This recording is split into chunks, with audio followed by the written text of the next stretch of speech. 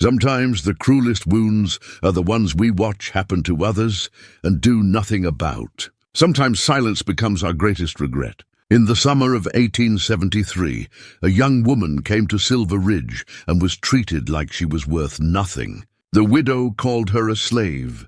The town believed it. For 6 months she scrubbed floors and took every insult without fighting back. But a mountain man named Caleb Stone was watching. He saw something nobody else did. When a letter with a gold seal fell from her apron, everything changed. That letter held a secret that would turn the whole town upside down. What was in that letter? Before we go on, tell us where you're tuning in from. And if this story speaks to you, make sure you're subscribed, because tomorrow I've got something extra special for you. Silver Ridge sat in a valley where the mountains met the high desert. A town that had grown from a mining camp into something more permanent. The silver had mostly played out by 1873, but enough wealth remained in the hands of a few families to keep the town alive. Main Street ran straight as a rifle shot through the center of town, lined with false-fronted buildings that tried to look more substantial than they were.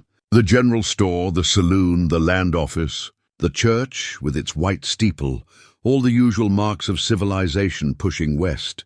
But Silver Ridge had something else, something that set it apart from other frontier towns struggling to find their footing. It had Eleanor Hartwell.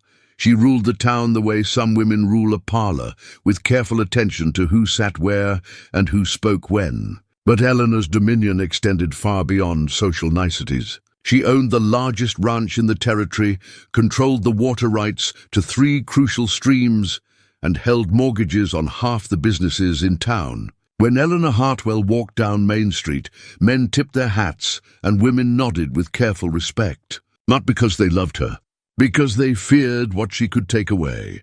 Eleanor was a handsome woman in her early 50s, tall and straight-backed, with silver threading through dark hair she wore in an elaborate coil. She dressed in the finest fabrics that could be ordered from San Francisco, always in deep colors, burgundy, forest green, midnight blue, that spoke of wealth and authority. She carried a mahogany cane with a silver handle, not because she needed it for walking, but because it made a satisfying sound on the boardwalk when she wanted someone's attention. That cane had become as much a symbol of her power as the Hartwell brand on cattle. The Hartwell estate sat 2 miles outside town, a sprawling ranch house built of stone and timber that Thomas Hartwell had constructed over 20 years. Thomas had been a different sort of man than his widow. Folks remembered him as fair-minded and generous, quick to help a neighbor and slow to take offense. He'd built his fortune through hard work and honest dealing, and he'd been respected in a way that Eleanor never would be. When Thomas died suddenly 6 months back, there'd been genuine grief in Silver Ridge. When Eleanor took over the ranch and everything Thomas had built, there'd been something else, a sense of unease that no one quite wanted to name. The ranch house reflected Thomas's character more than Eleanor's. It was solid and well built, designed for comfort rather than show. Wide porches wrapped around 3 sides, offering shade in summer and protection from winter wind. The main room had a stone fireplace large enough to roast a whole pig, and the furniture was heavy and practical. But Eleanor had been making changes. She'd ordered new wallpaper from back east, replaced the simple curtains with velvet drapes, and filled the rooms with delicate furniture that looked like it might break if you sat too hard. The ranch employed a dozen hands who worked the cattle and maintained the property. There was also a small staff that kept the house, a cook, a housekeeper, and the girl, Sarah. No one in Silver Ridge knew her last name. Eleanor simply called her the girl, or my maid, when she bothered to acknowledge her at all.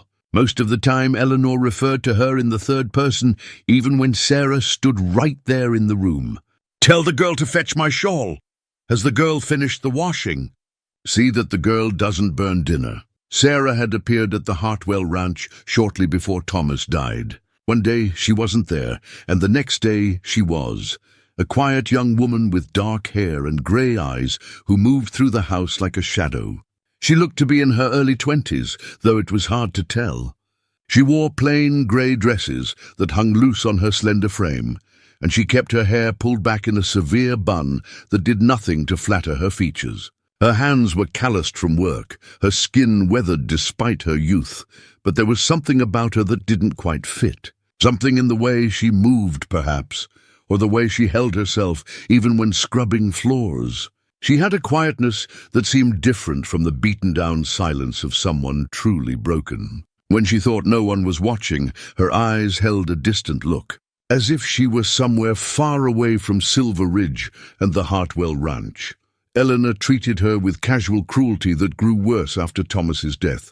She piled extra work on Sarah's shoulders, criticized everything she did, and spoke to her with contempt that made the other servants uncomfortable.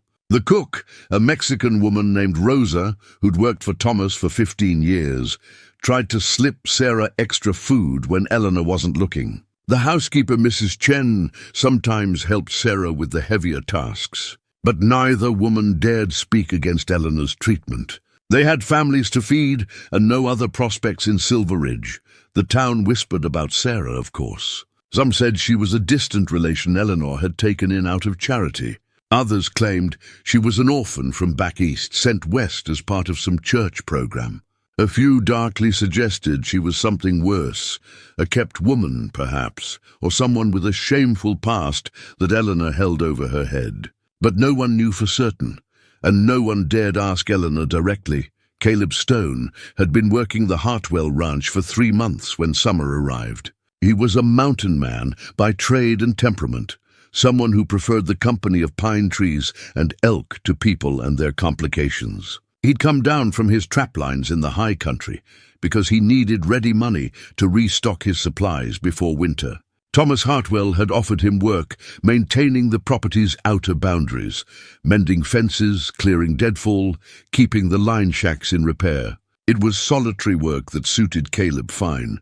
He was a man in his late 30s, weathered by sun and wind and hard living, tall and lean, with dark hair that hung to his shoulders and a beard he kept trimmed close. His eyes were the pale blue of a winter sky, sharp and careful, missing nothing. He wore buckskin and wool, clothes meant for utility rather than appearance, and he carried himself with the quiet confidence of someone who'd survived things that would kill softer men. He'd been a cavalry scout during the war, though he didn't talk about those years.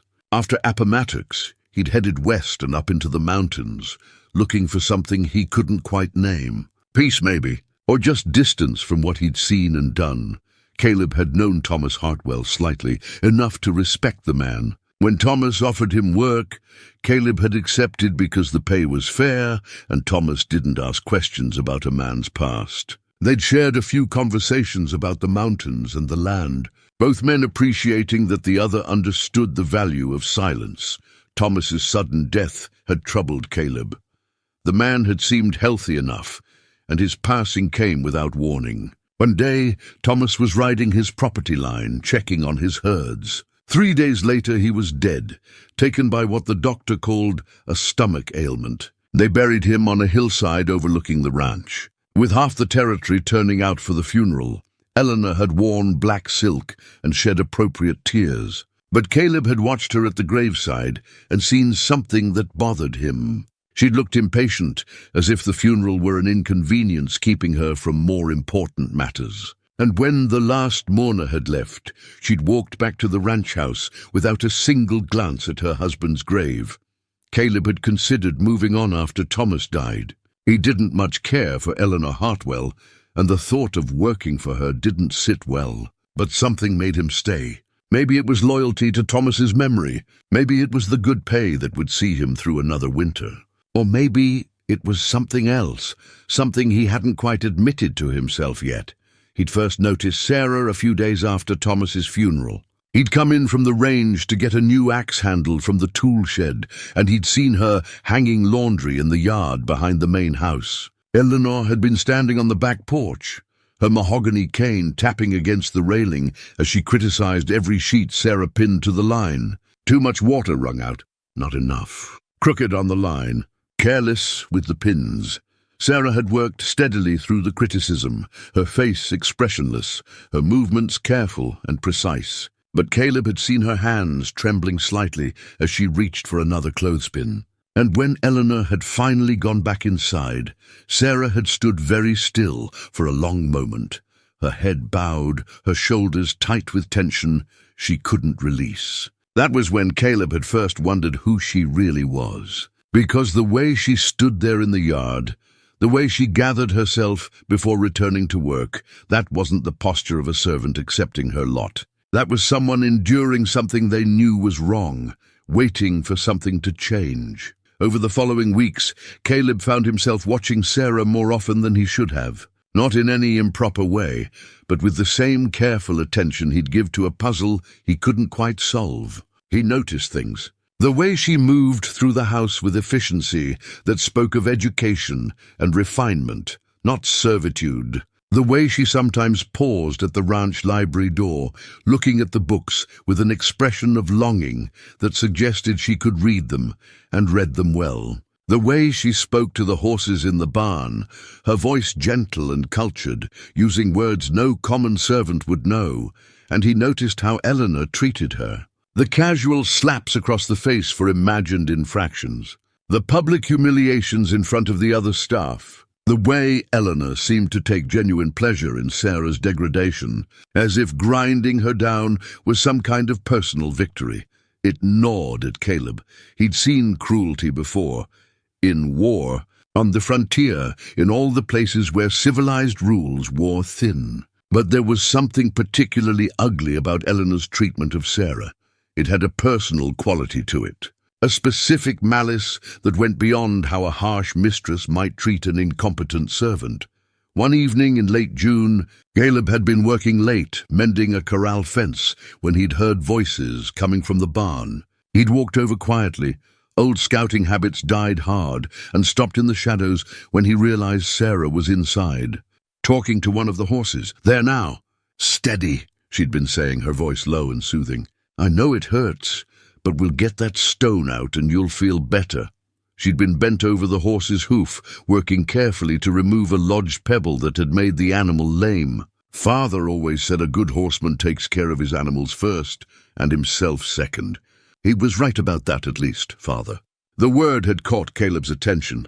The way she said it carried weight, affection, and loss. This was no orphan with no family. This was someone's daughter, someone who'd been raised with care and love. Then Eleanor's voice had cut through the evening air like a whip crack. "What are you doing in here, girl?" "I sent you to prepare my bath an hour ago." Sarah had straightened quickly, the horse's hoof dropping back to the straw-covered floor. "I'm sorry, ma'am. The gelding was lame. I thought." "You're not paid to think." Eleanor had stepped into the barn, her cane clicking against the wooden floor. "You're paid to do as you're told. Nothing more." "Yes, ma'am." Sarah's voice had gone flat. "Empty, look at me when I speak to you." Sarah had lifted her eyes, and even from where Caleb stood in the shadows, he'd seen the careful blankness in her expression. Not submission, control. The kind of control that came from knowing that showing your true feelings would only make things worse. Eleanor had studied her for a long moment, then smiled. It wasn't a kind smile. "Your hands are filthy. Wash them before you touch anything in my house. And if my bath isn't ready in 10 minutes, you'll go without supper, again." "Yes, ma'am." Eleanor had left, and Sarah had stood there in the barn for several heartbeats. Her dirty hands clenched at her sides, her breathing slow and deliberate. Then she'd bent back to the horse, finished removing the stone quickly and competently, and walked out of the barn with her head high. Caleb had stepped out of the shadows after she'd gone, looking at the horse she'd tended. The animal was one of Thomas's favorites, a good gelding with years of work left in him. Someone who knew horses had cared for him properly. Someone who'd been taught well. That was the night Caleb decided he couldn't simply ignore what was happening at the Hartwell Ranch. Whatever Sarah's story was, whatever had brought her here and put her at Eleanor's mercy, it wasn't right. Thomas Hartwell wouldn't have stood for it. And Caleb found he couldn't either. He didn't know yet what he could do about it. He was just a hired hand, working another man's, another woman's land. He had no authority, no standing, no right to interfere in Eleanor Hartwell's business. But he'd spent too many years of his life looking away from things that troubled him, doing what he was told without question, following orders that led to suffering he couldn't prevent. He was older now, free of military command and civilian law in ways he hadn't been before.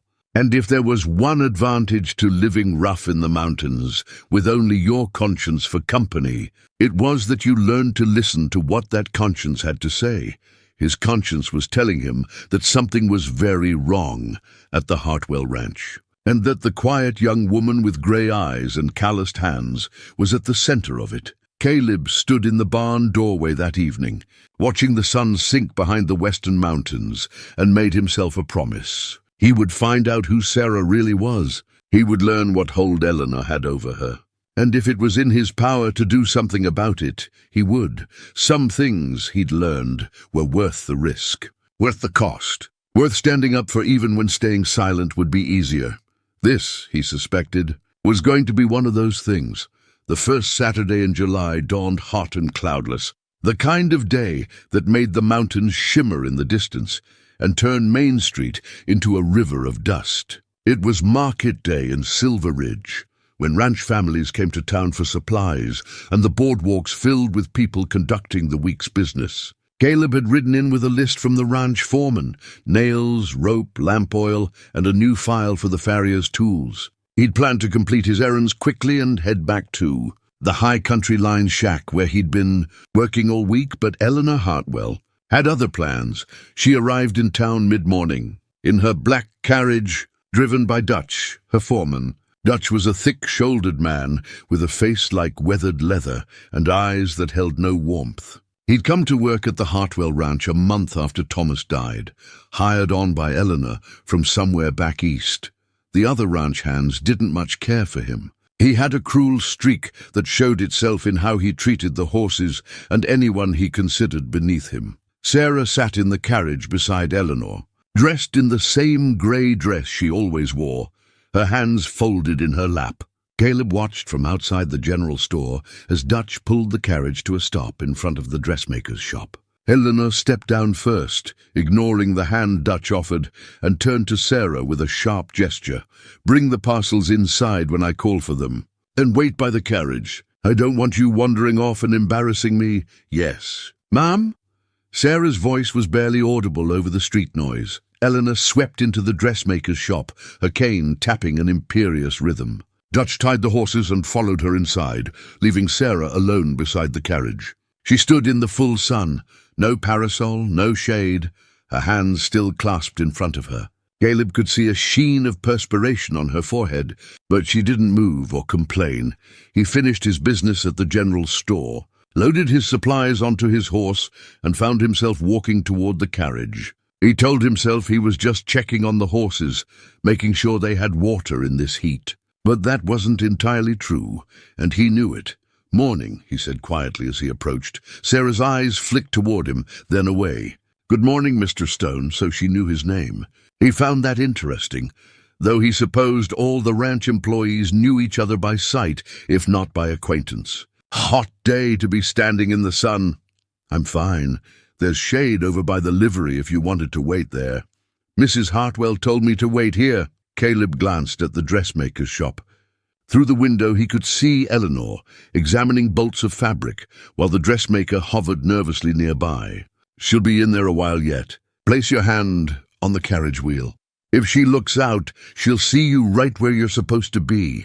Sarah's lips twitched, almost a smile. "You're suggesting I be disobedient. I'm suggesting you not get heat stroke for no good reason." For a moment he thought she might actually take his advice. But then her expression closed off again, and she shook her head slightly. "Thank you, but no. It's easier to just do as she says. Easier." The word bothered him more than it should have, because Sarah didn't look like someone who'd chosen the easy path. She looked like someone who'd run out of other options. Before Caleb could respond, a commotion broke out across the street. 2 dogs had gotten into a fight outside the saloon, and a crowd gathered to watch. In the chaos, someone's wagon backed up suddenly, and the driver lost control. The wagon careened across the street, heading straight for Eleanor's carriage. Caleb moved without thinking. He grabbed Sarah's arm and pulled her clear, just as the runaway wagon clipped the carriage, sending it rocking on its wheels. The horses reared and whinnied, their eyes rolling white with fear. Sarah stumbled against Caleb, and he steadied her, his hands on her shoulders. She was breathing hard, her face pale. But what struck him was the way she looked at him in that unguarded moment. With surprise, yes, but also with something deeper. Recognition, perhaps. As if no one had protected her from anything in a very long time, and she'd forgotten what it felt like to have someone on her side. "You all right?" he asked. She nodded, stepping back from his grip. "Thank you. What is going on out here?" Eleanor's voice cut through the noise like a blade. She'd emerged from the dressmaker's shop, Dutch right behind her. Her eyes took in the scene in an instant. The wagon, the spooked horses, Sarah standing close to Caleb with his hands still hovering near her shoulders. "Mrs. Hartwell," Caleb said evenly. "There was an accident. The girl was nearly hit. The girl has a name," Eleanor said coldly. Then to Sarah, "Come here, now." Sarah moved immediately, crossing to Eleanor's side. The brief moment of connection between her and Caleb might never have happened. She was all obedience again, all careful blankness. Eleanor looked her up and down, then turned that sharp gaze on Caleb.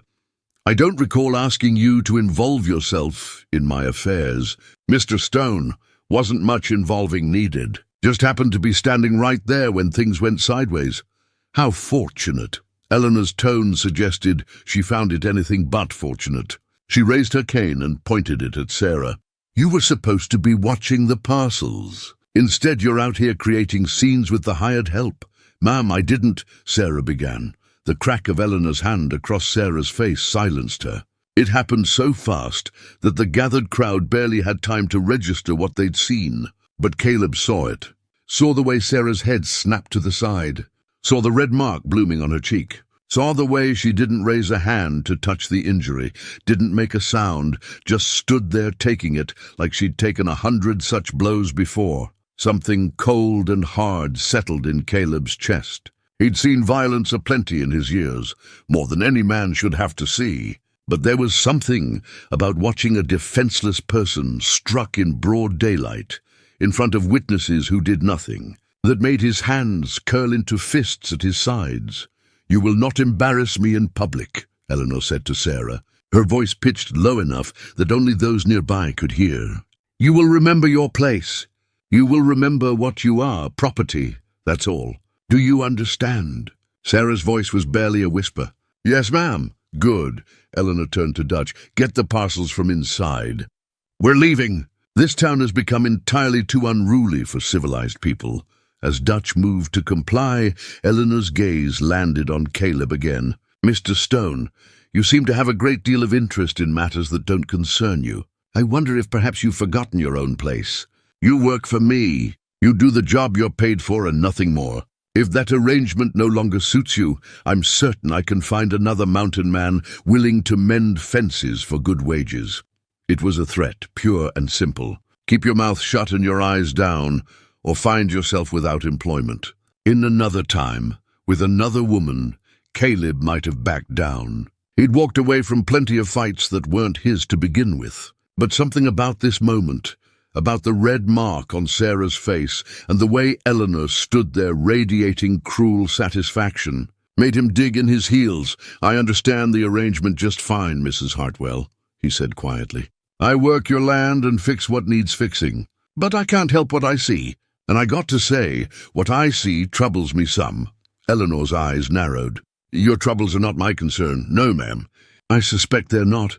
For a long moment they stood there, measuring each other. Eleanor Hartwell, with all her wealth and power and social standing. Caleb Stone with nothing but his conscience and a reputation for being too stubborn for his own good. The crowd around them had gone quiet, sensing that something significant was happening, but not quite understanding what. Finally, Eleanor smiled, but it didn't reach her eyes. "You strike me as a man who knows when he's outmatched, Mr. Stone. I suggest you remember that wisdom in the coming days. The mountains can be dangerous for those who don't know when to mind their own business."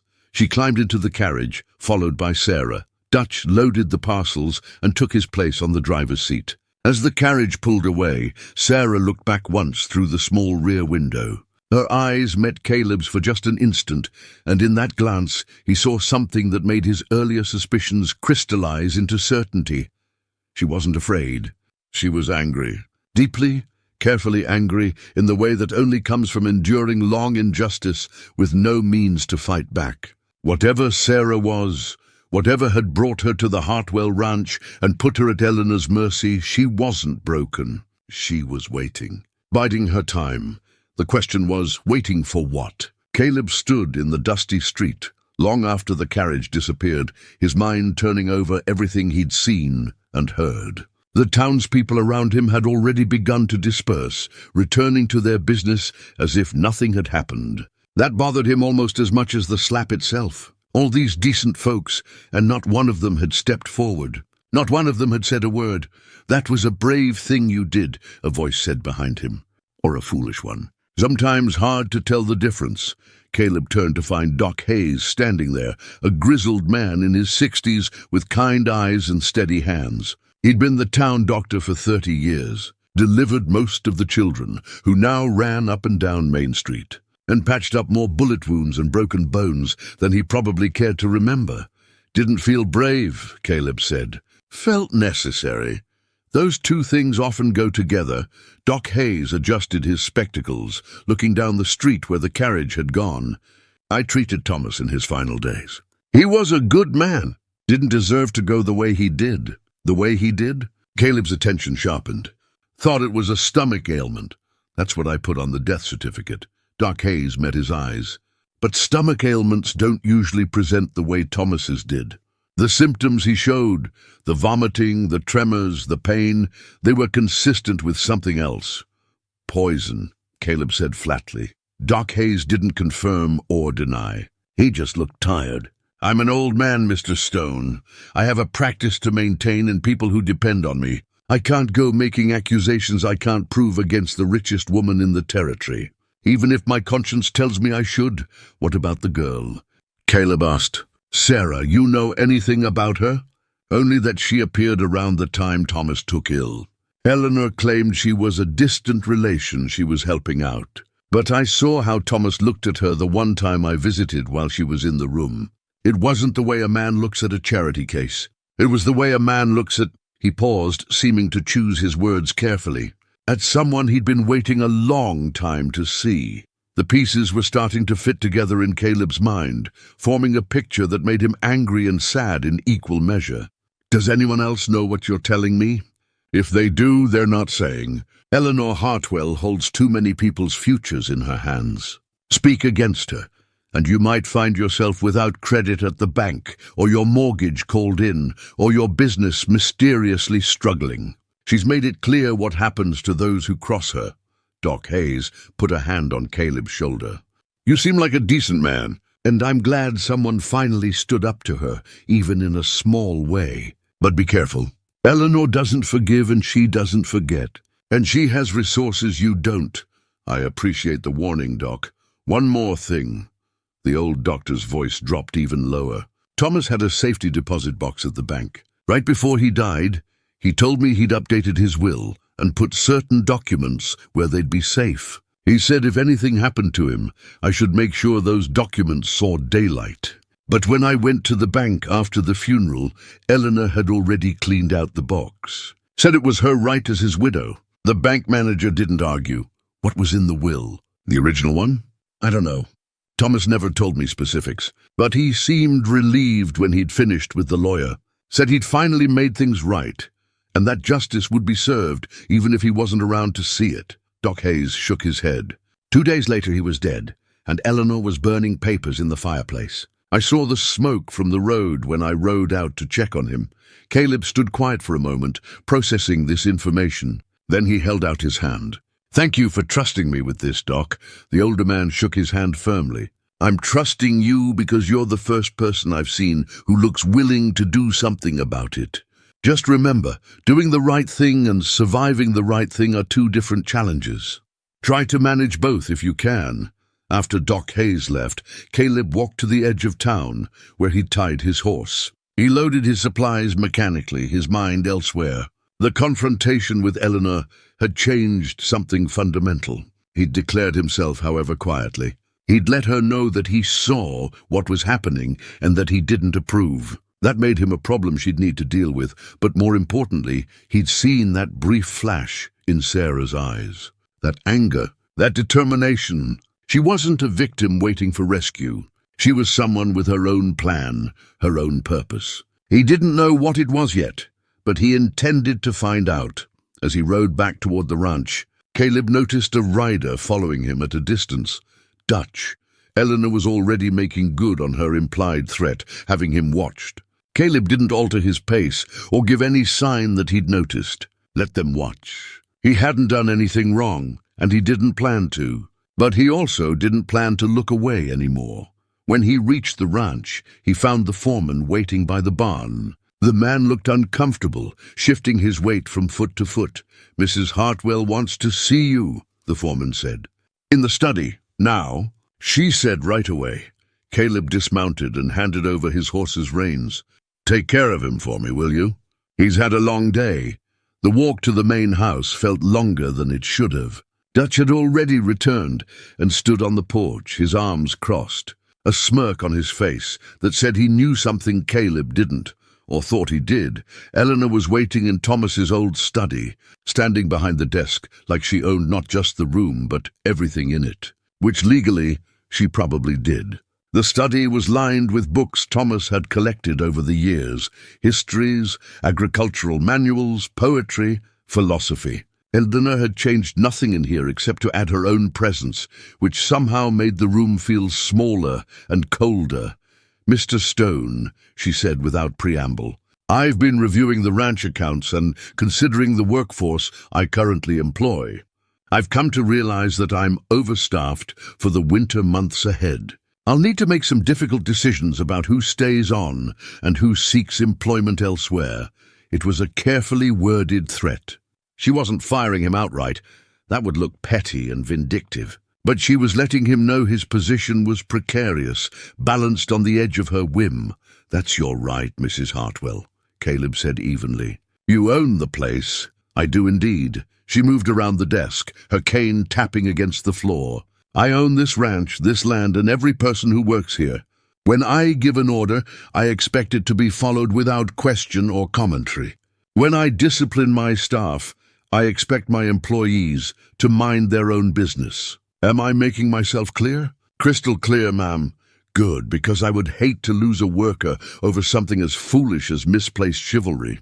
The girl is none of your concern. She is exactly where she belongs, doing exactly what she's meant to do. If you have a problem with how I run my household, you're welcome to seek employment elsewhere. But you will not interfere again. Not in town, not on this ranch, not anywhere. Do you understand?" Caleb met her eyes and saw the coldness there, the absolute certainty of someone who'd never been truly challenged. She believed she was untouchable. Maybe she was right, but maybe she wasn't. "I understand what you're saying, Mrs. Hartwell," he replied carefully. "Can't promise I'll agree with everything I see, but I'll do the work I'm paid for." Eleanor's expression hardened. "See that you do." Dismissed. As Caleb left the study, he passed Sarah in the hallway.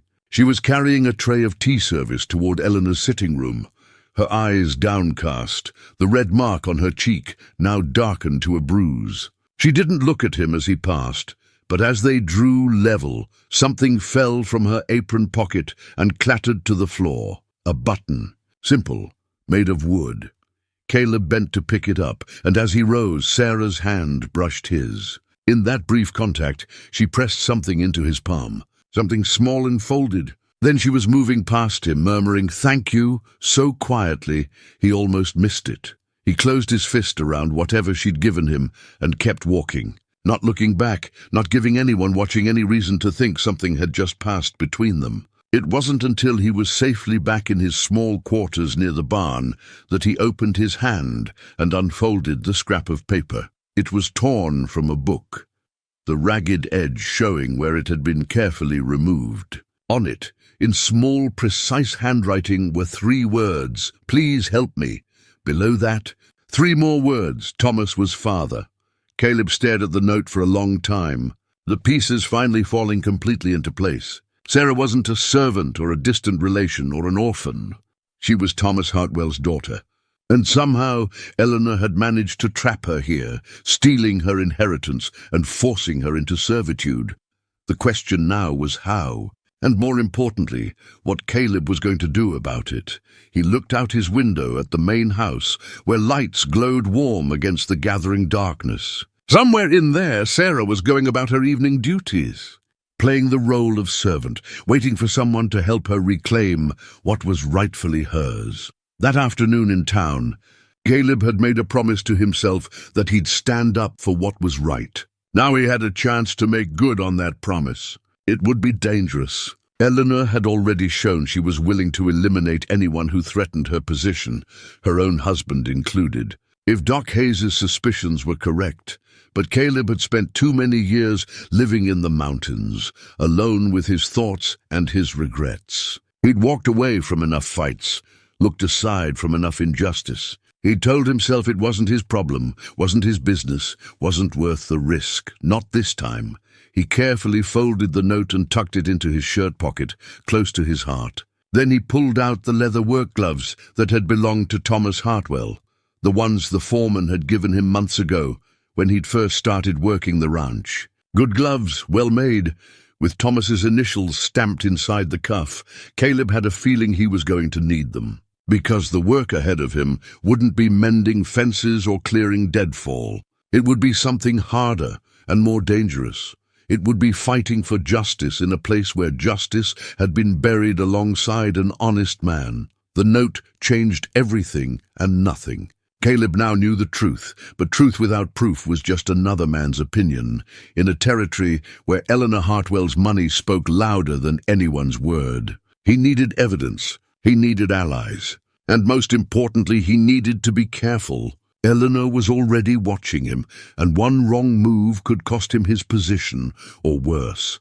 For 3 days after receiving Sarah's note, Caleb went about his work with deliberate normalcy. He rode the fence lines, cleared brush from the water sources, and made repairs to the northern line shack, where snow damage from the previous winter had weakened the roof. He spoke to no one more than necessary, and gave Eleanor no reason to think he was anything other than a chastened employee who'd learned his lesson. But his mind was working constantly, turning over the problem from every angle.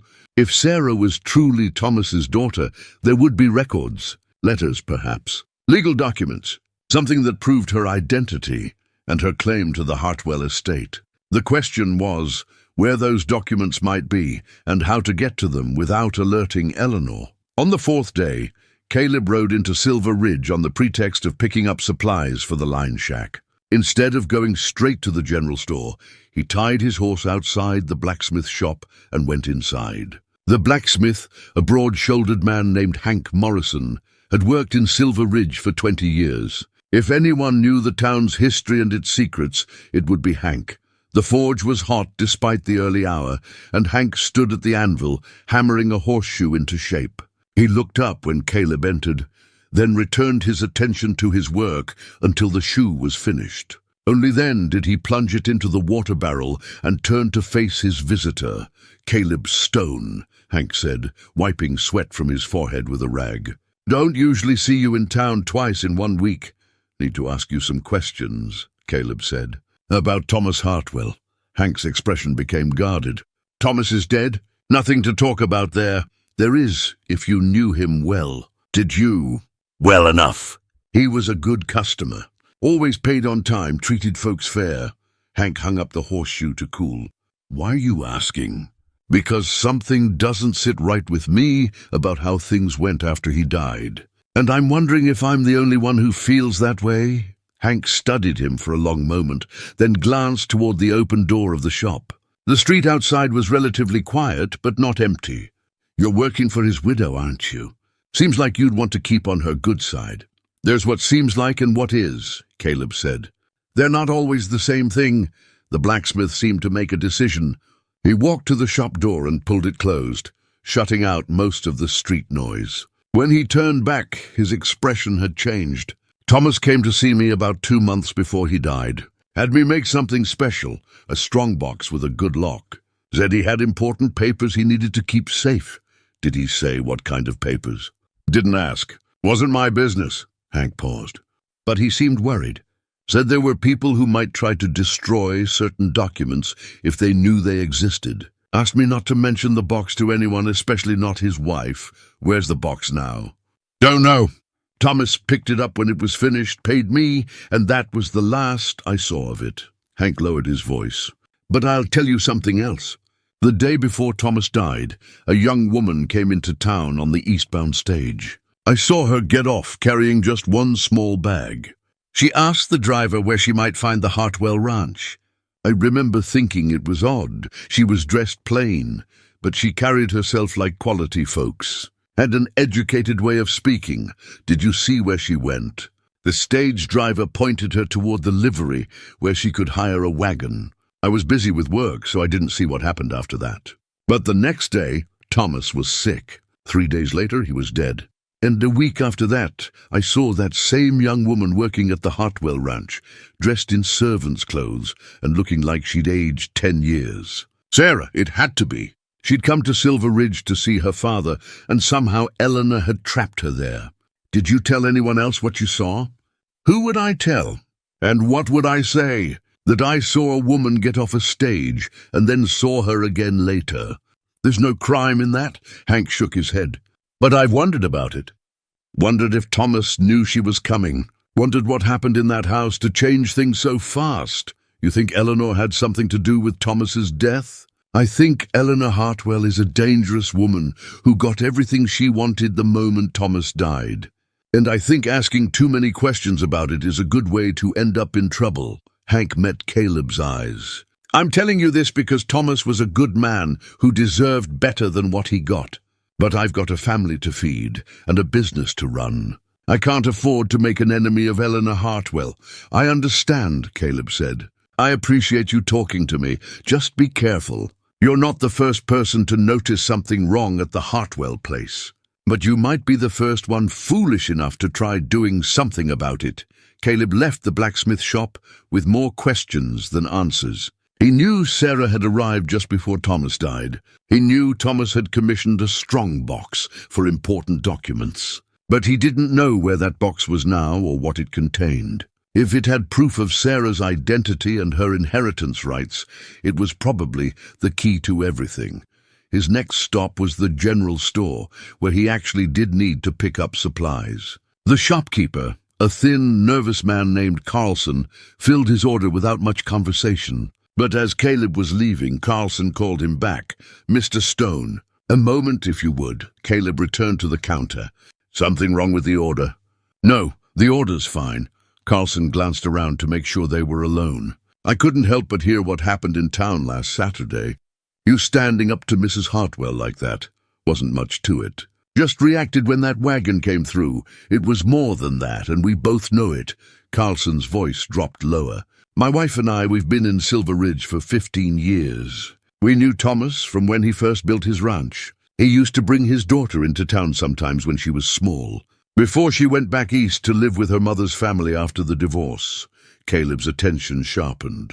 Thomas had a daughter, Sarah, named after her grandmother. Pretty little thing, always asking questions about everything. Smart as a whip. Thomas doted on her, but his wife, his first wife before Eleanor, wanted the girl raised with better schooling than you could get out here. They divorced when Sarah was about 7, and she went east with her mother. Thomas sent money, wrote letters, but he didn't see her much after that. It broke his heart.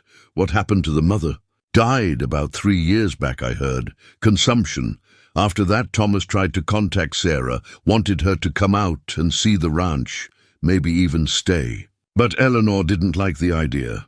She'd married Thomas for his money and his land, and she didn't want some daughter from a previous marriage coming around with claims on the estate. The pieces were falling into place like stones dropping into water, each ripple revealing more of the picture. So when Sarah showed up, Thomas must have sent for her without telling Eleanor. Or maybe Sarah came on her own after her mother died. Either way, she arrived, and 2 days later Thomas was dead. Carlson rubbed his face with both hands. Look, I can't prove anything, but I've seen how Eleanor treats that girl. Like she's nothing, like she's property. And it makes me sick. But what can I do? Eleanor owns my mortgage. If I speak against her, I lose everything. I'm not asking you to speak against her, Caleb said. I'm just trying to understand what happened. Did Thomas say anything to you before he died? About Sarah, or about his will, or anything like that? He came in here about a week before he passed. Bought writing paper and envelopes, the good kind, with wax seals. Said he had important letters to write. Carlson paused, searching for the word. Content, like a man who'd made peace with something. He told me he'd been given a second chance he didn't deserve, and he intended to make the most of it. Did he mention anyone specific he was writing to? No, but I saw him post one of the letters himself at the land office. I remember because he used a gold seal on it. You don't see many of those anymore. Thomas had it made special years ago with his family crest on it, a gold seal, just like the one Sarah had mentioned in her note. Caleb felt the weight of certainty settling over him. Thomas had written to his daughter, probably explaining everything, his illness, his estate, his plans for her future. And Sarah had that letter, had kept it hidden all this time. Thank you, Mr. Carlson, Caleb said. You've been more help than you know.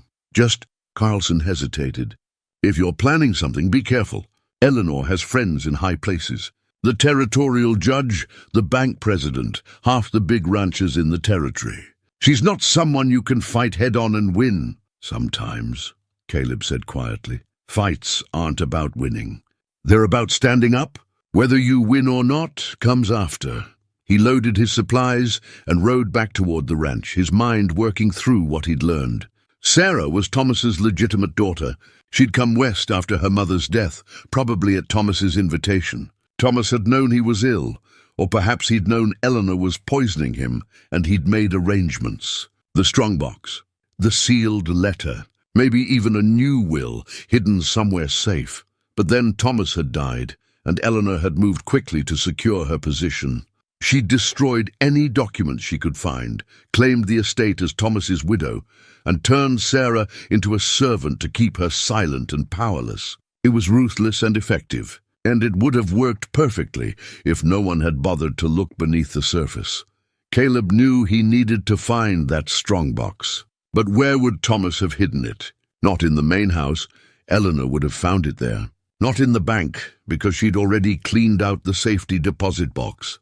Somewhere else, somewhere only Thomas would think of, somewhere he trusted, the line shacks. Thomas had built 3 of them on the far reaches of the property, places where ranch hands could shelter during long rides or bad weather. They were simple structures, but solid. Thomas had built them himself with his own hands, years before he'd become wealthy enough to hire others to do such work.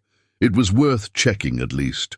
Over the next few days, Caleb made a point of working near each of the line shacks in turn, examining them carefully. The first 2 revealed nothing unusual, but the third, the one farthest north in the foothills, had something the others didn't, a stone fireplace Thomas had constructed with particular care. The stones were fitted so precisely that mortar was barely necessary. It was the kind of work a man did when he wanted something to last. Caleb studied the fireplace for a long time. Then he began testing the stones, pressing each one, checking for movement. Most were solid, but one stone, about waist-high on the right side, shifted slightly when he pushed it. He worked it loose carefully and reached into the space behind it. His fingers touched metal. Heart pounding, Caleb pulled out a metal box about the size of a large book. It was locked, but the lock was simple, the kind a man might use if he wanted to keep something safe from casual discovery, but needed to open it quickly himself. Caleb had learned to pick such locks during his scouting days. It took him only a few minutes to work it open. Inside were papers, letters, documents. Caleb's hands shook slightly as he lifted out the first item, a photograph in a tin frame. It showed a younger Thomas Hartwell standing beside a woman and a small girl. The woman was lovely, with dark hair and a gentle smile. The girl, perhaps 6 or 7 years old, had her father's eyes and her mother's smile. On the back of the frame, in Thomas's handwriting, "My family, my heart, my Sarah." Beneath the photograph were letters. Some were from Sarah to Thomas, written over the years in a child's careful hand that gradually matured into an elegant adult script. They spoke of school, of friends, of her mother's illness, of her life in Boston. And they spoke of love for a father she barely remembered but desperately wanted to know. Thomas's responses were there too, copies he'd kept of letters he'd sent to her. In them, Caleb could read a father's longing, his regret over the divorce, his desire to be part of his daughter's life. And in the most recent letters, written just months before his death, Thomas spoke of bringing Sarah home, of giving her what was rightfully hers, of making amends for all the years they'd lost. At the bottom of the box was a sealed envelope with Sarah's name written across it in Thomas's hand. Caleb didn't open it. It wasn't meant for him. But he could feel the weight of it, both physical and emotional. This was Thomas's final message to his daughter, perhaps written when he knew his time was short. Beneath that envelope was another document, a will dated just 2 weeks before Thomas's death. Caleb read it carefully, his jaw tightening with each line. Thomas had left everything to Sarah, the ranch, the house, the land, the cattle, every asset he owned. There was a provision for Eleanor, a generous cash settlement that would have kept her comfortable for life. But the bulk of the estate, the heart of everything Thomas had built, was meant for his daughter. The will was witnessed and notarized, legal binding, or it should have been. Caleb sat back on his heels, the document in his hands, and felt the full weight of what Eleanor had done. She'd murdered her husband. Caleb was certain of that now. She'd destroyed the will she could find, probably the one filed officially with the lawyer. But Thomas had been smart enough, or suspicious enough, to make a copy and hide it where Eleanor would never think to look. Now Caleb held that copy, and with it he held the power to destroy Eleanor's carefully constructed lies. But he also held Sarah's future in his hands, and that made him more careful than he might have been with his own fate. If he moved too quickly, if he confronted Eleanor directly, she might harm Sarah before justice could be served. He needed to be strategic. He needed a plan. He carefully returned everything to the strongbox except the copy of the will, which he folded and tucked inside his shirt. The rest, the letters, the photograph, he left in their hiding place. They were evidence, but they were also precious memories that belonged to Sarah. When the time was right, she should be the one to retrieve them. Caleb replaced the stone in the fireplace and made sure everything looked undisturbed. Then he sat on the rough wooden bunk in the line shack and thought through his options. He could go to the territorial authorities, but that would take weeks, and Eleanor's influence might reach even there. He could go to the local sheriff, but the man was in Eleanor's pocket. He could gather the townspeople and make a public accusation, but without a lawyer to present the case properly, Eleanor might simply dismiss it as a forgery. What he needed was an ally with legal knowledge and enough courage to stand against Eleanor's power. And the only person who fit that description was Mr. Brennan, the aging lawyer who'd helped Thomas draft his original will.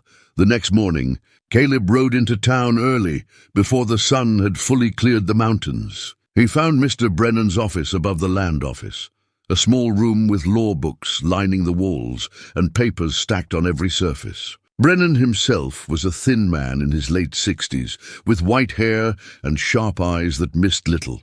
"Mr. Stone," Brennan said when Caleb knocked on his open door. "I was wondering when you'd find your way here.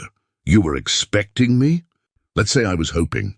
Thomas Hartwell was my friend as well as my client. What happened after his death has troubled my conscience considerably." He gestured to a chair. "Sit. Tell me what you know." Caleb sat and laid out everything, Sarah's true identity, the suspicious circumstances of Thomas's death, Eleanor's cruelty, the strongbox, and finally, the copy of the will he'd found. He pulled out the document and placed it on Brennan's desk. The lawyer's hands trembled slightly as he picked it up and read through it. When he finished, he set it down carefully and removed his spectacles to rub his eyes.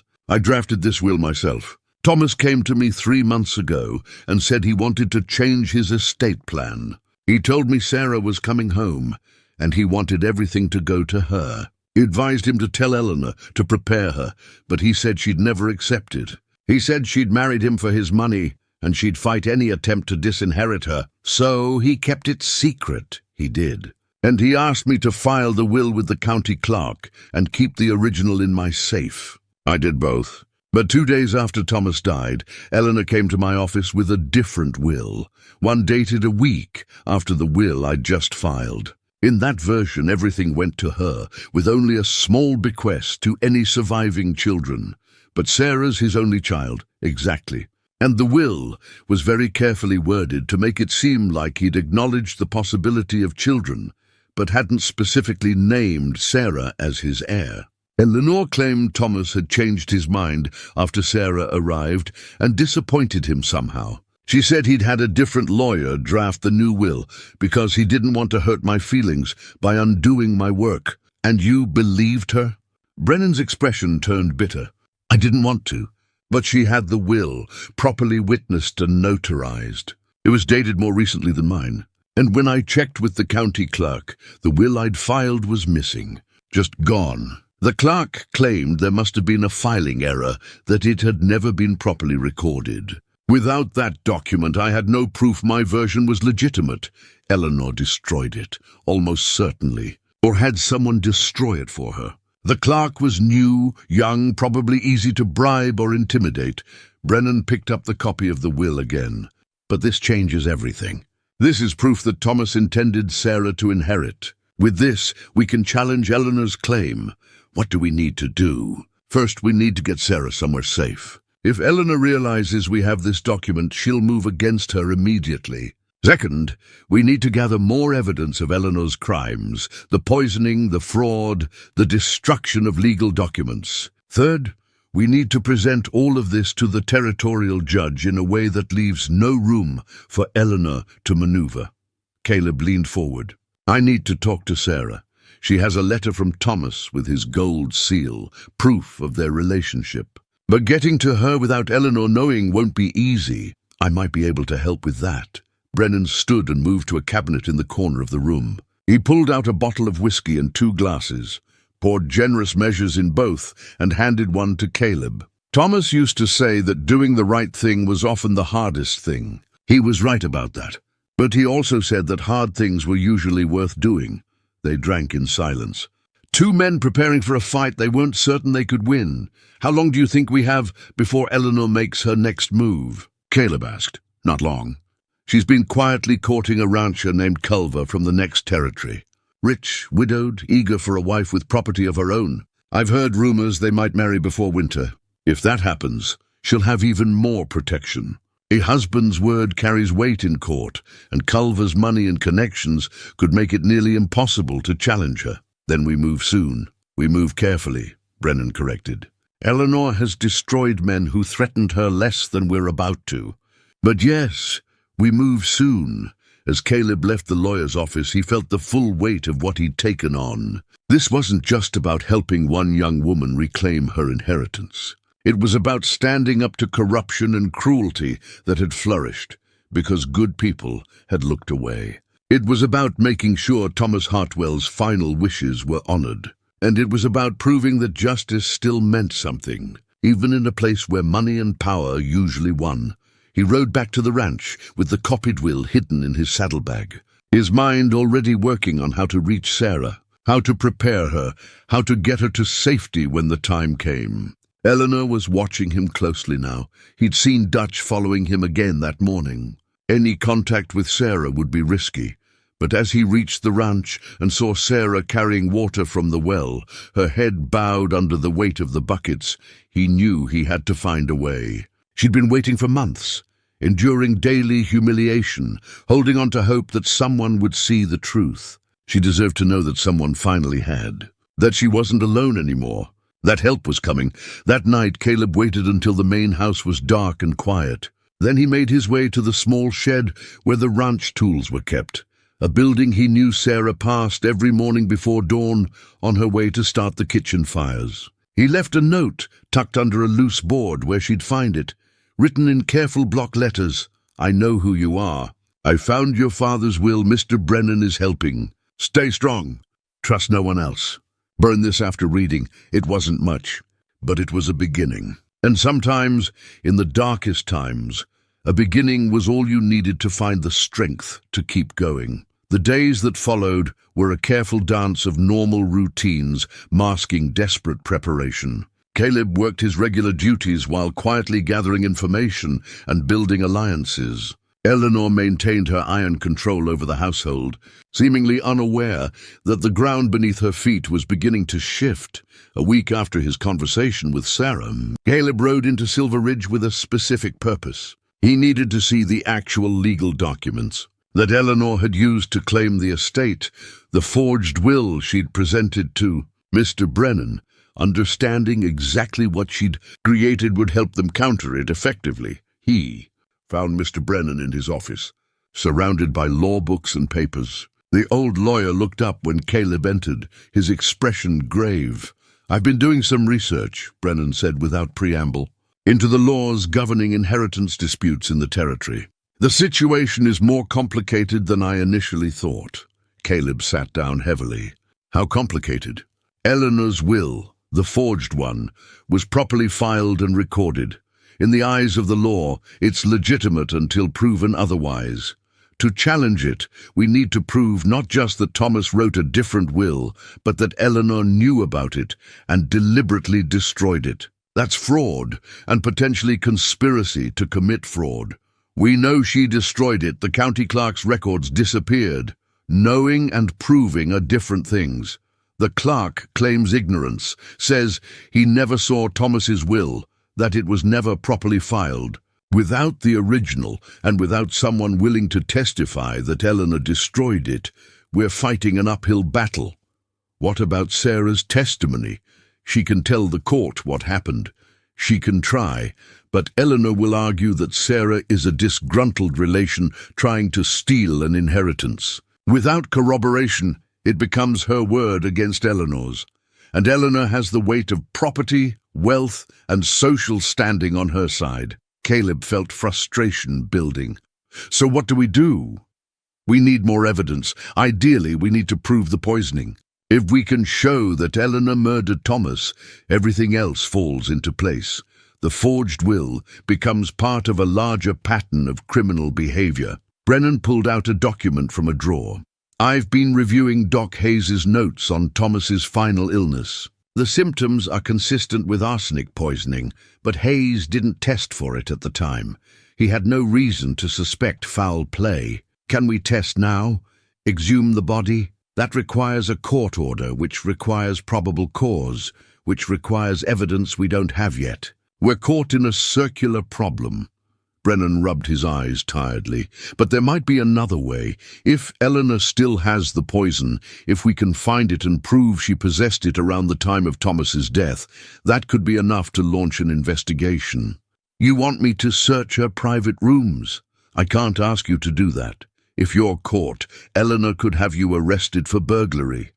Or worse." Caleb thought about Sarah's face when she talked about her 2 days with her father. The happiness that had been stolen from both of them.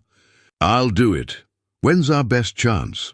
"Eleanor hosts a dinner party next Wednesday evening. All the important people in the territory, the judge, the banker, several large ranchers, including Mr. Culver. She'll be occupied for hours, and the staff will be focused on the dining room and kitchen. That's your window. Sarah can help. She knows the house, knows Eleanor's routines. Be careful involving her further. If Eleanor suspects Sarah knows something, she might move against her immediately. Sarah's already involved, and she's stronger than Eleanor gives her credit for." Brennan nodded slowly. "Thomas always said his daughter had steel in her spine. I'm beginning to believe he was right." After leaving the lawyer's office, Caleb made several other stops in town. He visited Doc Hayes, who quietly agreed to help if they found evidence of poisoning. He stopped at the blacksmith shop, where Hank Morrison expressed his support, cautiously but sincerely, and he went to the general store, where Mr. Carlson whispered that other townspeople were beginning to question Eleanor's version of events. The seeds of doubt had been planted. Now they needed to grow into certainty. That evening, back at the ranch, Caleb found a moment alone with Sarah as she carried firewood to the main house. He fell into step beside her, his voice low. Wednesday night. Eleanor's dinner party. That's when we search her rooms. Sarah's step never faltered. I'll make sure I'm assigned to serve. I can create a distraction if needed. We're looking for poison. Probably a small bottle, something easily concealed. I'll search her private chambers. You watch for Dutch and the other hands. She paused at the porch steps. If we find nothing, then we present what we have and hope it's enough. But I think we'll find something. Eleanor's confident. Too confident. She believes she's untouchable. That kind of confidence makes people careless. Wednesday arrived with crisp autumn air and clear skies. Eleanor spent the day in a state of controlled excitement, overseeing every detail of the dinner preparations. She wore a new dress, ordered from San Francisco, deep emerald green that complemented her coloring. Her mahogany cane had been polished until it gleamed, and she carried it like a scepter. The guests began arriving at sunset. Caleb watched from the barn as carriages rolled up, the territorial judge and his wife, the bank president, several wealthy ranchers and their families, and finally, Mr. Culver himself. He was a broad-shouldered man in his 50s, recently widowed, with the prosperous look of someone who'd never known real hardship. He greeted Eleanor with practiced charm, and she responded with a smile that almost looked genuine. As the dinner began, Caleb moved into position. The servants were busy in the kitchen and dining room, and the ranch hands had been given the evening off. Eleanor wanted no rough men around when she entertained refined company. Only Dutch remained, on duty, stationed near the front entrance like a guard dog. Sarah had told Caleb that Eleanor's private chambers were on the second floor, at the far end of the hallway. She kept the rooms locked when she wasn't using them. But Sarah had made a wax impression of the key weeks ago, hoping it might prove useful someday. Caleb had taken that impression to Hank Morrison, who'd created a duplicate. Now he stood in the shadows near the back stairs, the copied key heavy in his pocket, waiting for Sarah's signal. She appeared at the kitchen door carrying a tray of dishes. She looked at him once, nodded slightly, then went back inside. The distraction would come in 5 minutes. Caleb counted out the time, then moved up the back stairs quickly and quietly. Years of scouting had taught him how to move without sound, and he used every bit of that training now. The upstairs hallway was empty, lit by a few oil lamps that cast flickering shadows on the walls. Eleanor's door was at the end of the hall, solid oak with a brass lock. Caleb inserted the key, holding his breath, and felt it turn smoothly. The door swung open on well-oiled hinges, and he slipped inside, closing it behind him. The rooms were lavishly furnished. Eleanor had spared no expense in her personal quarters. A 4-poster bed dominated one room, with velvet curtains and silk pillows. A sitting area held delicate furniture that looked imported from Europe. A dressing room connected to the bedroom, filled with gowns and jewelry that represented more wealth than most people in Silver Ridge would see in a lifetime. Caleb moved quickly through the rooms, searching methodically. The bedside tables held only books and personal items. The wardrobe contained clothes and shoes. The bureau drawers were filled with undergarments and accessories, all carefully organized. He was beginning to think they'd been wrong when he noticed the writing desk in the corner of the sitting room. It was locked, but the lock was simple, easier even than the door had been. Inside, he found Eleanor's private correspondence, her account books, and a small wooden box with a brass clasp. The box was locked as well. Caleb worked at it for 30 seconds before it clicked open. Inside, wrapped in velvet cloth, was a small blue glass bottle. No label, no markings, but when Caleb carefully removed the stopper and sniffed, he detected the faint garlic-like odor that Doc Hayes had mentioned as characteristic of arsenic. His hands shook slightly as he rewrapped the bottle and placed it back in the box. This was it. This was the evidence they needed. Eleanor had kept the poison, probably because disposing of it might create more questions than keeping it hidden. Or perhaps she'd kept it because she planned to use it again, on Sarah perhaps, or on anyone else who threatened her position. Caleb carefully locked the box and returned everything to how he'd found it. He was turning to leave when he heard voices in the hallway. Eleanor's voice, sharp with irritation, and Mr. Culver's deeper tones trying to be soothing. "I simply need to retrieve my wrap," Eleanor was saying. "The dining room is drafty, and I won't sit there shivering while trying to conduct a civilized conversation." "Of course, my dear, though I must say you look quite lovely even when shivering." The voices were coming closer. Caleb looked around the room quickly, assessing his options. The windows opened onto a second-story drop. The wardrobe was too obvious. The only other option was the dressing room, with its racks of gowns and shelves of shoes. He moved quickly into the dressing room and pulled the door almost closed, leaving just a crack to see through. His heart pounded as he heard the key turn in the main door's lock. Eleanor entered, Mr. Culver following close behind. She moved to the wardrobe and pulled out a shawl, draping it over her shoulders. "There, that's better. Though I do wonder why servants can't seem to maintain proper fires in every room." You're quite exacting with your staff," Culver observed, his tone light but with an edge of something else. "Curiosity, perhaps, or mild disapproval. One must be, particularly with certain types. They require constant supervision, or they'll become lazy and presumptuous." Eleanor adjusted the shawl, then turned to face Culver with a calculated smile. "But surely we didn't come up here to discuss household management?" "No," Culver agreed, moving closer to her. "I came because I wanted a moment alone with you, away from all those eyes downstairs." "How bold of you, Mr. Culver. Whatever will people say?" "They'll say we're a man and woman of appropriate age and station, spending a moment together. Nothing scandalous in that, surely." Eleanor's smile widened. "I suppose not. Though I must admit, I'm surprised you're this eager. We've only been courting a few months, long enough for me to know what I want." "You're a remarkable woman, Eleanor. Beautiful, intelligent, capable of running a successful ranch on your own. Not many women could do what you've done. Not many women have had to." Eleanor's voice took on a practiced note of sadness. "When Thomas died, I had no choice but to learn quickly. This territory doesn't forgive weakness. Indeed it doesn't, which is why I believe our union makes perfect sense. My holdings combined with yours would create the largest ranch operation in 3 territories. We'd be a formidable partnership." "Partnership," Eleanor repeated, her tone thoughtful. "Is that how you see marriage? As a business arrangement?"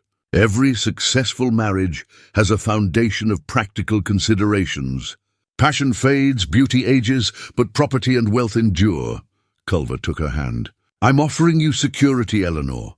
Protection, a man's name to stand behind when the wolves circle. And in return, I gain a wife who understands the realities of frontier life." From his hiding place, Caleb watched Eleanor's face carefully. She was considering Culver's words, weighing them against her own plans. He could see the calculation in her eyes. "You speak very plainly," she said finally. "I appreciate that.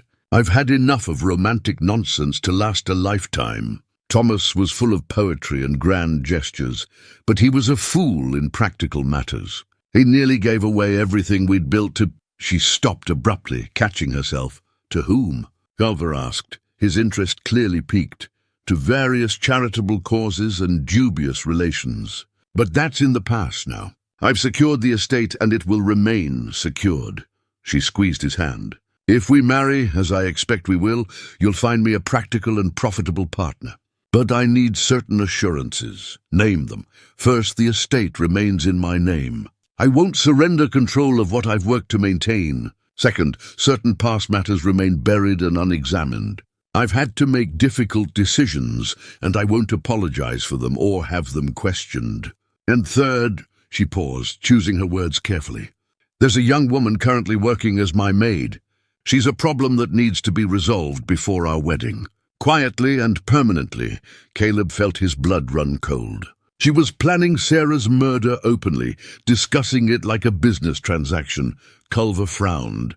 "I'm not certain I understand what you're suggesting." "Don't you? I think you understand perfectly well. The girl is the last loose end from my previous marriage. She has certain ideas about her place in Thomas's life and his estate. Ideas that are completely unfounded but potentially troublesome. She needs to disappear before she can create problems for us. You're asking me to be complicit in murder. I'm asking you to be realistic. This territory is dangerous. Young women disappear all the time. Accidents happen. Wild animals falls from cliffs, drownings in rivers. The frontier claims many lives. Eleanor's voice was utterly calm, utterly cold. I'm simply suggesting that nature might take its course in the next few weeks. Before our wedding, preferably. Culver pulled his hand away from hers. I came here seeking a wife, Eleanor, not a partnership in crime. Crime? What a dramatic word. I'm speaking of practical problem solving. You said yourself that this territory doesn't forgive weakness. Well, allowing potential threats to persist would be weakness. I'm eliminating a threat, nothing more. The girl is a human being, not a threat to be eliminated. The girl is a nobody with delusions of grandeur. She came here trying to claim an inheritance she has no right to, and I won't allow her to destroy everything I've built. Eleanor's voice hardened. I thought you were a man who understood what success requires. Was I mistaken?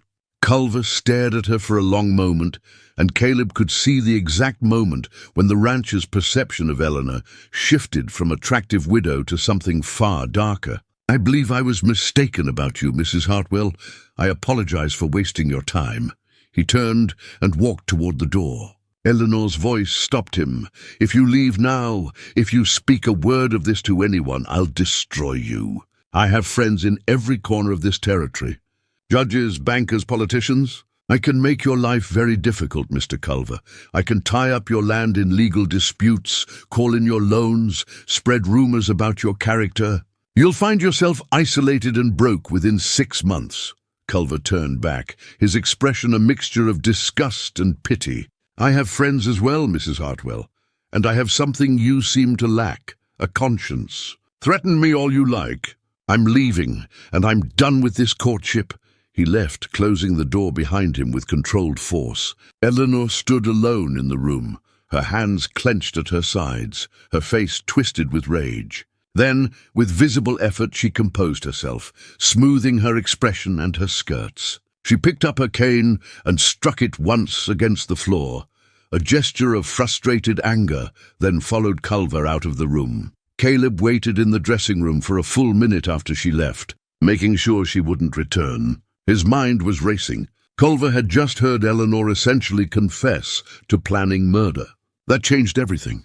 They now had a witness, a wealthy, respected witness who had no reason to lie and every reason to want distance from Eleanor. But it also meant Eleanor was now desperate. She'd just lost her prospective husband and her plans for a quick marriage and sale of the estate. She'd be dangerous now, unpredictable. She might move against Sarah immediately, rather than waiting. He slipped out of the dressing room, checked the hallway, and made his way back down the stairs. He found Sarah in the kitchen, washing dishes alongside Rosa. Her eyes met his, questioning. He shook his head slightly. Not here, not now. She understood, and returned to her work. Caleb left through the back door and made his way to the barn. He needed to think, to plan. Everything was accelerating now. Culver would leave the dinner party, was probably leaving even now, and Eleanor would have to deal with the social humiliation of her suitor walking out. She'd also know that Culver might talk, might tell people what she'd said. She'd need to act quickly to discredit him, to paint him as a jilted suitor spreading lies. And she'd need to eliminate Sarah before anyone else could hear her story. Caleb was still thinking through the implications when Dutch found him in the barn. Mrs. Hartwell wants to see you, the foreman said, his expression suggesting he knew something had gone wrong. Right now. She's in the middle of a dinner party. Not anymore. Guests are leaving. Something happened with Mr. Culver. They had words and he stormed out. Dutch's smile was unpleasant. Mrs. Hartwell is in a mood. I'd advise you to step carefully. Caleb walked to the main house, with Dutch following close behind. The dining room was indeed clearing out, guests making hurried excuses and departing into the night. The judge and his wife looked uncomfortable. The banker and his family seemed confused. Whatever had happened between Eleanor and Culver, it had effectively ended the party. He found Eleanor in the study, standing behind Thomas's desk as she had before. But this time her composure was cracking at the edges. Her face was flushed, her breathing slightly elevated, her hands gripping the cane so hard her knuckles showed white. "Mr. Stone," she said, her voice tight, "I've been reconsidering your employment." "Yes, ma'am. You've been working here for several months now, long enough to observe the household, to see how things operate. Tell me, have you noticed anything unusual? Anyone acting suspiciously or inappropriately?" It was a trap, and not a subtle one. She was trying to determine what he knew, who he might have talked to. Caleb kept his expression neutral. "Can't say I have, ma'am. Mostly I'm out working the land. Don't see much of the house or the household, but you've interacted with the staff. With the girl, for instance, Sarah, only in passing. She brings water out to the work crews sometimes, that sort of thing. Has she ever spoken to you about personal matters? About her history or her situation here?" "No, ma'am. She mostly keeps to herself, I've noticed." "Does her work and stays quiet?" Eleanor studied him, clearly trying to determine if he was lying. "I ask because the girl has been spreading certain stories. Lies, really. Claims about her relationship to my late husband. It's disturbing and offensive, and I won't tolerate it. I haven't heard any stories, ma'am. If you do, I expect you to report them to me immediately. The girl is troubled, possibly even dangerous. She has delusions about her place here, and those delusions could lead her to harm herself or others." Eleanor's eyes were hard. "Do you understand what I'm saying, Mr. Stone? The girl is a threat. If something were to happen to her, an accident, a fall, a moment of carelessness, it would be tragic but not entirely surprising. She's not well. She's not stable. People would understand." Caleb felt his hands curl into fists at his sides, but he kept his voice level. "I understand what you're saying, Mrs. Hartwell. You're telling me you plan to hurt that girl, and you want me to look the other way when you do." The room went silent. Dutch took a step forward, but Eleanor raised her hand to stop him. "That's not what I said," she replied coldly. "You're putting words in my mouth. I'm simply expressing concern about a troubled young woman in my employ. As her employer, I have a responsibility to ensure she doesn't come to harm, the kind of harm you're planning to arrange. You're being insubordinate. Mr. Stone, I could have Dutch escort you off the property right now. You could try—" Caleb met her eyes steadily. "But I think we both know that would cause talk. People would wonder why you fired me so suddenly. They might start asking questions. And questions are the last thing you want right now, especially after your prospective husband walked out on you tonight." Eleanor's face went white, then red. "You know nothing about my personal affairs. I know you just lost your chance at a quick marriage and a profitable sale. I know you're desperate now, backed into a corner. And I know desperate people make mistakes." He took a step toward the desk. "Here's what's going to happen, Mrs. Hartwell. You're going to leave that girl alone. You're not going to hurt her, threaten her, or arrange any convenient accidents. Because if anything happens to her, I'll make sure everyone knows exactly who was responsible. You have no proof of anything, don't I? I think if people started looking closely at your late husband's death, at the will that conveniently left everything to you, at the way you've treated his daughter, yes, his daughter. We both know that's who she is. They might find some interesting things."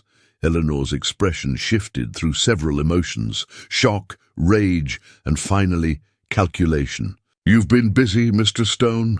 More busy than a simple ranch hand should be. I wonder what you think you've accomplished. I've accomplished enough. And if you're smart, you'll leave Silver Ridge, sell the ranch to someone legitimate, take your money, and go somewhere no one knows your history. That's your best option now. You're threatening me in my own house. I'm giving you advice. There's a difference." Caleb turned to leave, then paused at the door. "You made one mistake, Mrs. Hartwell. You underestimated everyone around you.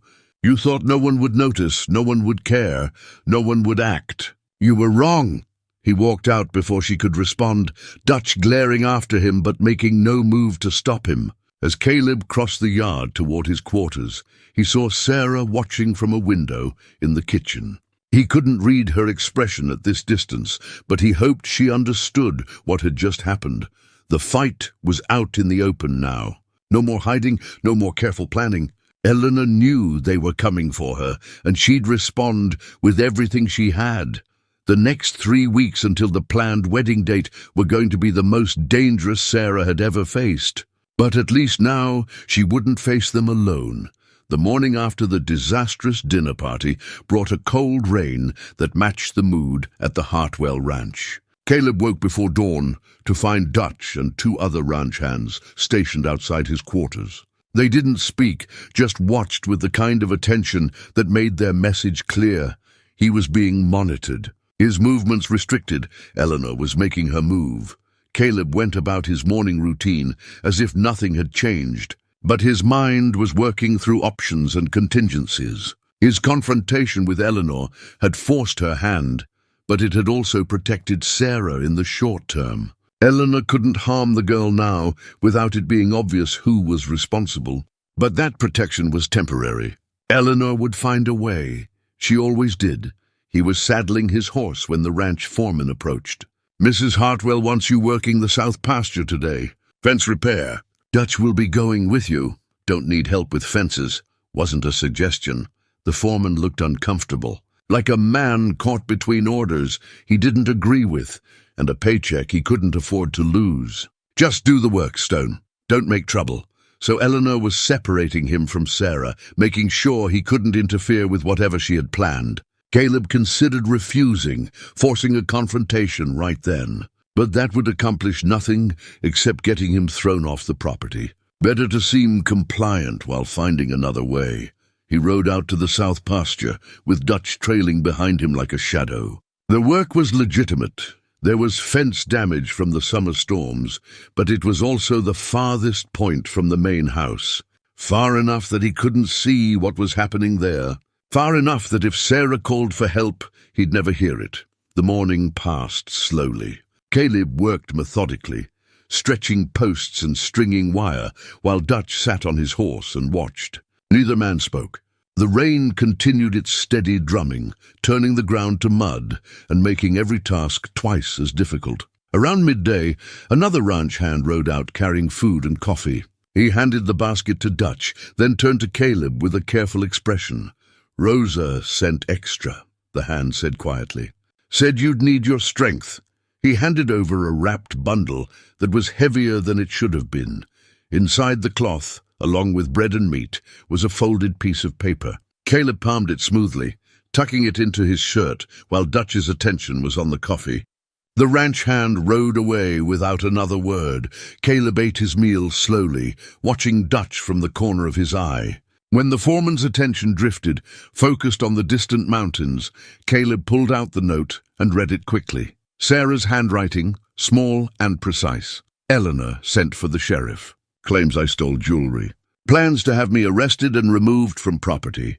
She's moving tonight. Please help, S." Caleb's jaw tightened. It was clever. Eleanor couldn't kill Sarah openly now, but she could have her arrested on false charges and removed from the ranch. Once Sarah was in custody, isolated and without protection, arranging an accident would be much easier. A fall downstairs at the jail, a sudden illness, any number of tragedies could befall a young woman accused of theft. He needed to get back to the main house, but Dutch was watching him too closely, and the south pasture was hours from anywhere. By the time he rode back, the sheriff might already have taken Sarah, unless he created a reason to return. Caleb studied the fence line he'd been repairing, then the terrain beyond it. A steep slope led down to a creek, swollen with rain. The horses had to cross that creek to reach the water source on the other side. If something spooked them during the crossing, he worked for another hour, waiting for the right moment. It came when Dutch dismounted to check something on his saddle. Caleb stood up from the fence post he'd been setting and stumbled deliberately, catching his foot on the wire. He went down hard, crying out as if in pain, and clutched his ankle. Dutch hurried over, his expression more annoyed than concerned. "What happened?" "Twisted it. Caught my boot in the wire." Caleb tried to stand and deliberately collapsed again. "Can't put weight on it." Of all the... Dutch swore creatively. "Can you ride?" "Maybe, if someone helps me mount." Caleb made a show of trying to stand again, wincing convincingly. Years of playing wounded to draw out enemy scouts had taught him how to sell an injury. "We should head back." "I can't work like this." Dutch looked torn between suspicion and practicality. If Caleb was genuinely hurt, leaving him out here would be negligent. But if he was faking, bringing him back to the main house played into whatever plan he had. Finally, practical concerns won out. "Fine, but if you're playing me, Stone, there'll be hell to pay. Just get me on my horse." The ride back took over an hour, with Caleb maintaining his active injury the entire way. By the time they reached the ranch, the afternoon was waning toward evening. He could see the sheriff's horse tied outside the main house, and his heart sank. They might already be too late. Dutch helped him dismount, and Caleb made his way toward his quarters, limping convincingly. But instead of going inside, he circled around toward the back of the main house, moving as quietly as he could. Dutch called after him, but Caleb ignored him, focusing on reaching the kitchen door. Rosa met him there, her face tight with worry. "They're in the study."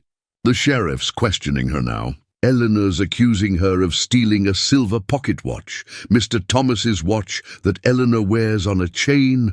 The watch. Of course, it would have Thomas's initials engraved on it, would be valuable, and its theft would be a serious crime. And Sarah would have no way to prove she hadn't taken it. "Where's the watch now?" Caleb asked. "Eleanor's wearing it. She showed it to the sheriff, said she discovered it missing this morning and found it in Sarah's room." Rosa's hands twisted in her apron.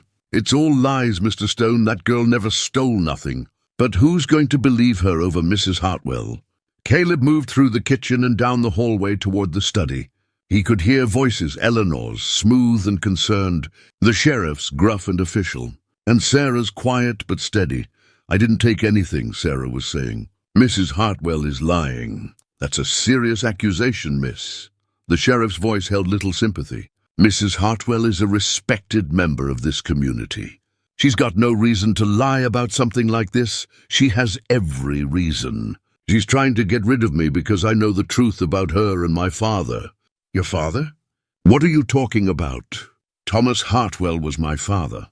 This ranch should be mine. Eleanor poisoned him and forged his will to steal my inheritance." There was a moment of silence. Then Eleanor's voice filled with practiced sadness. "You see, Sheriff, this is what I've been dealing with. The poor girl is delusional. She's convinced herself she's Thomas's daughter, though of course she has no proof. I've tried to help her, given her employment and a place to stay, but she's grown increasingly unstable. When I confronted her about the missing watch, she became violent and threatening. I fear for my safety." "I never threatened you," Sarah said, her voice rising. "I never—" "That's enough." The sheriff's tone had shifted from neutral to decisive. "Miss, I'm going to have to take you into custody. If you're innocent, you'll have a chance to prove it at trial. But right now, Mrs. Hartwell has made a formal complaint, and I have a duty to investigate."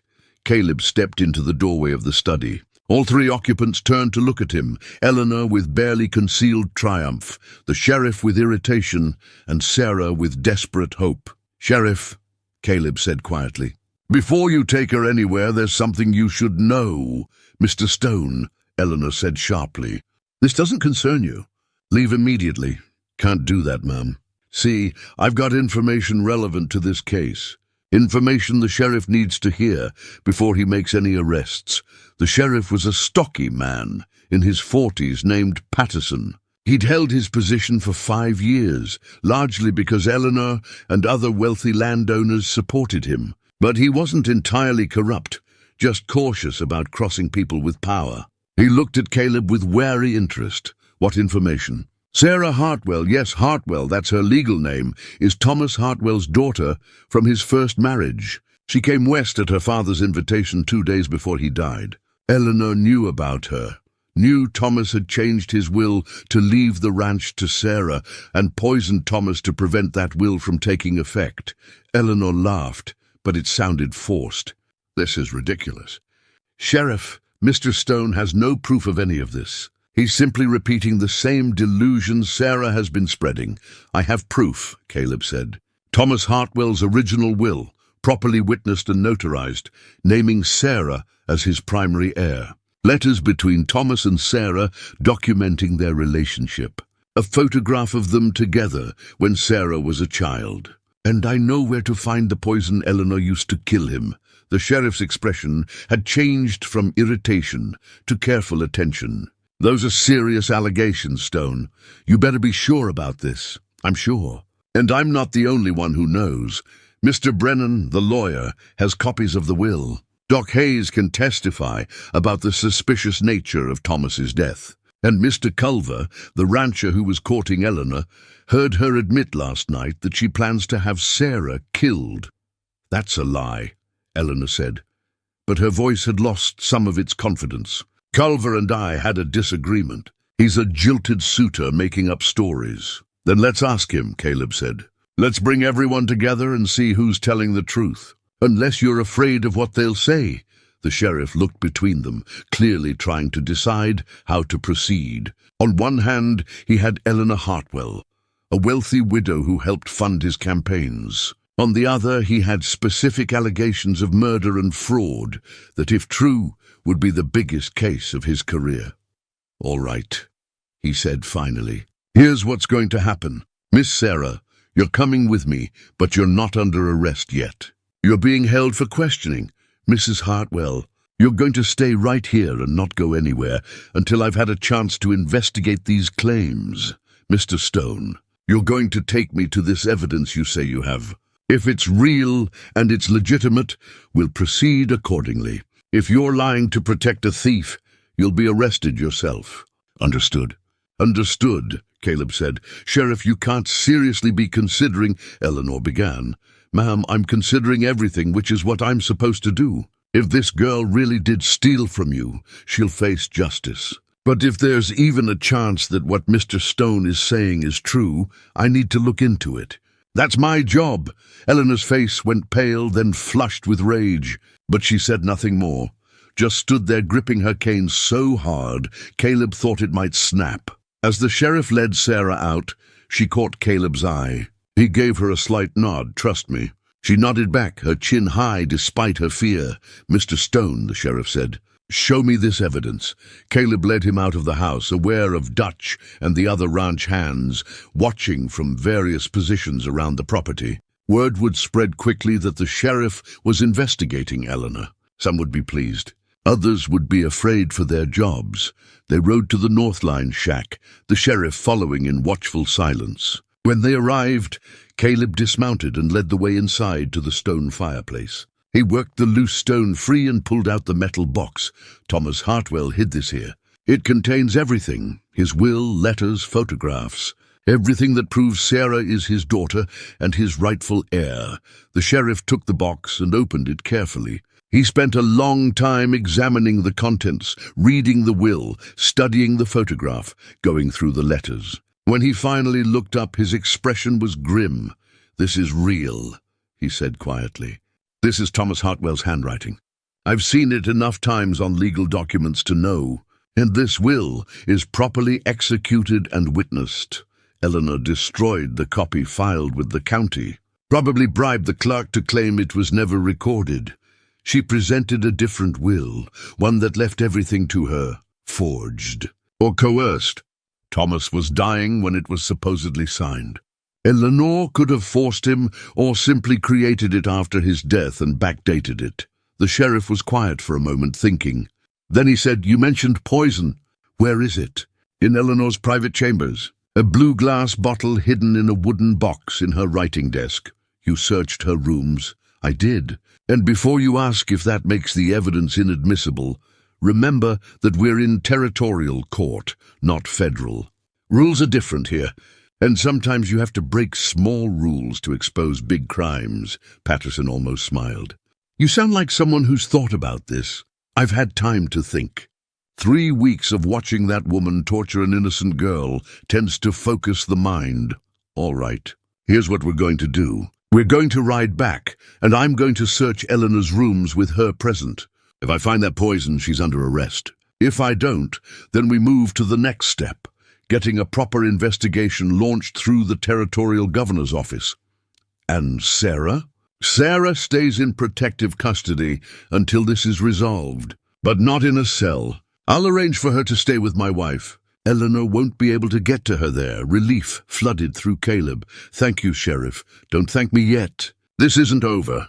Eleanor Hartwell has powerful friends. Even if we prove everything, she might find a way to escape real consequences. He closed the metal box carefully. But at least now we're asking the right questions. And sometimes that's where justice begins. They rode back to the ranch as the sun set behind the mountains, painting the sky in shades of gold and red. It was beautiful, but Caleb barely noticed. His mind was on what came next, the search, the arrest, the trial that would follow, and on Sarah, who'd waited so long for someone to believe her, to fight for her, to help her reclaim what was rightfully hers. The wait was almost over, but the hardest part was still ahead. The search of Eleanor's chambers yielded exactly what Caleb had promised. The small blue glass bottle wrapped in velvet cloth, hidden in the locked box in her writing desk. Sheriff Patterson held it up to the lamplight, his expression grave. "Mrs. Hartwell," he said quietly, "can you explain why you have arsenic in your private rooms?" Eleanor stood in the doorway, her face a mask of composure that must have cost her dearly to maintain. "That bottle isn't mine. I've never seen it before. Someone must have planted it there. Who would do that? Mr. Stone, obviously. He admitted to searching my rooms. He could have placed it there himself to support his ridiculous accusations. Except I didn't know he was searching your rooms until after he found it," Patterson pointed out. "And the box was locked. How would he have gotten into it?" "I don't know. But I do know that bottle doesn't belong to me." Patterson turned to Caleb. "When did you search these rooms?" "Last night, during the dinner party." "The bottle was already there. Can anyone corroborate that?" Caleb hesitated. He didn't want to implicate Sarah further. But before he could answer, a voice came from behind them. "I can." They all turned to find Mr. Culver standing in the hallway, his expression set and determined. Eleanor went pale. "What are you doing here?" she demanded. "I came back to speak with Sheriff Patterson, to tell him what I heard last night in these very rooms." Culver stepped forward, his bulk somehow reassuring. "Mrs. Hartwell, you told me last night that you planned to eliminate a young woman in your employ. You discussed it as casually as you might discuss purchasing cattle. When I expressed my horror and refused to be part of it, you threatened to destroy me financially and socially." "That's not," Eleanor began. But Culver cut her off.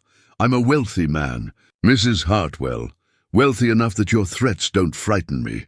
And I'm a man who believes in doing what's right, even when it's uncomfortable. What you described last night was murder, premeditated, calculated murder. And I won't stand by and let it happen." Sheriff Patterson looked at Culver with new respect. "You're willing to testify to this?" "I am. I'll swear to it in any court you choose." Eleanor's composure finally cracked. "You fool. You have no idea what you've done. I have friends, powerful friends. The territorial judge, the bank president, half the legislature. They'll destroy you for this." "Let them try," Culver said calmly. "I've faced down drought, disease, hostile tribes, and economic collapse. I'm not afraid of corrupt officials." Patterson set the bottle down carefully on Eleanor's writing desk. "Eleanor Hartwell, I'm placing you under arrest for the murder of Thomas Hartwell, for fraud in the matter of his will, and for conspiracy to commit murder against Sarah Hartwell. You have the right to—" "Wait," Eleanor said, her voice sharp.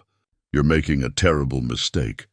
If you arrest me, if you pursue this investigation, things will come out. Things that will hurt more than just me." "What things?" Patterson asked, Eleanor's eyes fixed on Caleb. "Ask Mr. Stone about his past. Ask him what he did during the war. Ask him why he really came to Silver Ridge." Caleb felt his stomach drop. He'd known his past might surface eventually, but he hadn't expected Eleanor to weaponize it now. "What's she talking about?" Patterson asked, turning to Caleb. "Nothing relevant to this case," Caleb said carefully. "Oh, but it is relevant." Eleanor's smile was vicious now. "Tell them, Mr. Stone, tell them about the Shoshone village. Tell them what you and your cavalry unit did there in 1864. The room went silent. Caleb felt every eye on him, felt the weight of memories he'd spent years trying to bury rising up to choke him. I was a cavalry scout during the war, he said quietly. I followed orders. Some of those orders were wrong. I've spent the last 10 years trying to make peace with that. The trial was set for 3 weeks later in the territorial courthouse that served Silver Ridge and the surrounding counties. Those 3 weeks felt like both an eternity and an instant. Filled with frantic preparation and gnawing anxiety, Eleanor had indeed been released on bail. Her lawyer, an expensive man from Denver named Harrison Blake, had argued successfully that she was a respected member of the community with no history of violence and no reason to flee. The judge, the same one who'd attended Eleanor's dinner parties, had agreed. The bail was set high, but Eleanor paid it without hesitation. She returned to the Hartwell ranch as if nothing had changed, moving through the house with her mahogany cane clicking against the floors, issuing orders to a staff that now watched her with wary eyes. But something had changed, fundamentally and irrevocably. People were talking, questions were being asked, and Eleanor's armor of respectability had developed cracks that no amount of money or social standing could fully repair. Sarah remained with Sheriff Patterson and his wife, a kind woman named Martha who treated her like the daughter she'd never had. The Pattersons' home was modest but warm, and for the first time in months, Sarah slept without fear of being awakened by Eleanor's cane tapping outside her door or Dutch's heavy footsteps in the hallway. Caleb visited when he could, always accompanied by Mr. Brennan to maintain propriety. They worked on Sarah's testimony, preparing her for the questions she'd face, the accusations Eleanor's lawyer would make, the scrutiny she'd endure. He'll try to make you seem like a fraud, Brennan explained one afternoon, the three of them sitting in the Pattersons' parlor. He'll question every detail of your story, looking for inconsistencies. He'll suggest you're a confidence artist who researched Thomas's past and came here to steal an inheritance. But the letters, Sarah protested. The photograph, my father's will. How can they dismiss all that? They won't dismiss it outright. They'll cast doubt on it. Suggest the letters were forged, that the will was created after Thomas's death, that the photograph could be of anyone. Brennan's expression was grave. We have the truth on our side, but truth isn't always enough. We need to present it clearly, persuasively, and without any openings for doubt. What about the poison? Caleb asked. Eleanor had arsenic in her possession. That's not something an innocent person typically keeps hidden in a locked box. Blake will argue it was planted. He'll point to your illegal search of her rooms and suggest you manufactured evidence. He's already petitioned to have the poison excluded from evidence on those grounds. Will the judge allow that? I don't know. Judge Carmichael has ties to Eleanor, but he also has a reputation to maintain. If he appears too biased, it could hurt him politically. We'll have to wait and see. The days passed in a blur of preparation. Mr. Culver gave his deposition, describing in detail the conversation he'd overheard between Eleanor and himself. Doc Hayes reviewed his notes on Thomas's final illness and agreed to testify about the symptoms consistent with arsenic poisoning. Hank Morrison, the blacksmith, confirmed Thomas had commissioned a strongbox shortly before his death. Mr. Carlson from the general store testified about Thomas, buying special writing paper with gold seals, but for every witness who stepped forward to support Sarah's case, Eleanor's lawyer found two who spoke to her good character and community standing. The bank president praised her business acumen.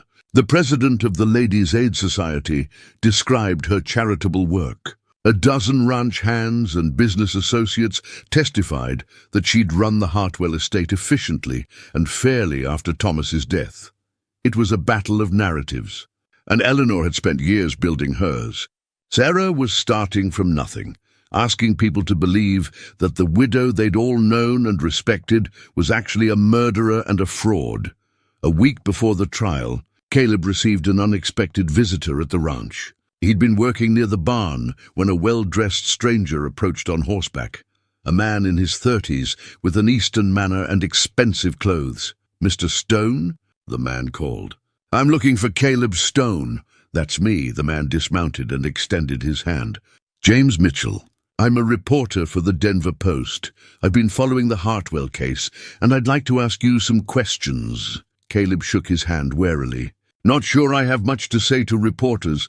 I understand your reluctance. But this case has attracted attention beyond Silver Ridge. A wealthy widow accused of murdering her husband and stealing his daughter's inheritance. It's the kind of story people want to read about. And I'd rather tell it accurately than rely on speculation and rumor. What do you want to know? Everything. How you came to be involved, what evidence you found, why you believe Sarah Hartwell's claims. Mitchell pulled out a notebook. And I'd like to hear your side of what happened during the war. Mrs. Hartwell's lawyer has been circulating information about your military record. I'd like to give you a chance to respond. So Eleanor was using the press to attack his credibility before the trial even began. Caleb should have expected that. I was part of an incident during the war that I'm not proud of. I've never denied it. When I realized what was happening, I tried to stop it and save lives. That's all I have to say about it. That's not quite all, though, is it? Mitchell's voice was gentle but persistent. You testified against your commanding officer. That took courage. Most men would have stayed silent to protect their careers and their reputations. Most men didn't watch children die because they followed orders without question.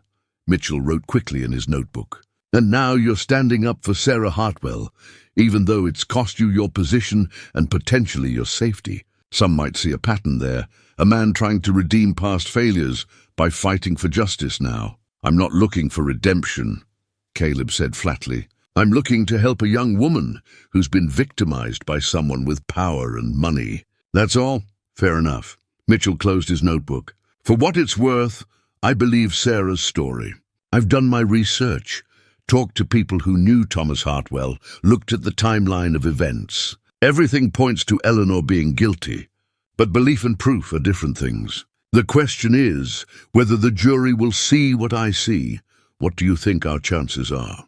Honestly, better than they were a week ago. Public opinion is shifting. People are asking questions they should have asked when Thomas died. Eleanor's still powerful, but she's not untouchable anymore. If the trial goes well, if the evidence is presented effectively, you might win. Mitchell paused. But it's not going to be easy. Eleanor's lawyer is very good, and Judge Carmichael owes her favors. You'll need everything to go right. After Mitchell left, Caleb found himself thinking about chance and fate and the strange paths life takes. A year ago, he'd been living alone in the mountains, avoiding human complications, seeking peace in isolation. Now he was at the center of a legal battle that would determine not just Sarah's future, but his own sense of who he was and what he stood for. The evening before the trial, Mr. Brennan called a final meeting at his office. Caleb, Sarah, Doc Hayes, Mr. Culver, and several other key witnesses gathered in the cramped space, reviewing their testimonies one last time. Remember, Brennan said, looking at each of them in turn. Blake will try to rattle you, to make you angry or defensive. Don't give him that satisfaction. Answer his questions calmly and honestly. If you don't know something, say so. If you're not certain about a detail, admit it. Credibility is everything in a courtroom. Sarah sat quietly through most of the meeting, her hands folded in her lap, the wooden cross her father had made visible at her throat. She'd worn it every day since Caleb had given it back to her, a tangible connection to the man she'd barely had time to know. Sarah, Brennan said gently, how are you holding up? I'm scared, she admitted. Eleanor's lawyer is going to try to destroy me on that stand. He's going to paint me as a liar and a fraud. And part of me wonders, what if the jury believes him? What if they decide I'm just some opportunist trying to steal what isn't mine? Then we'll have lost the legal battle, but not the moral one, Caleb said quietly.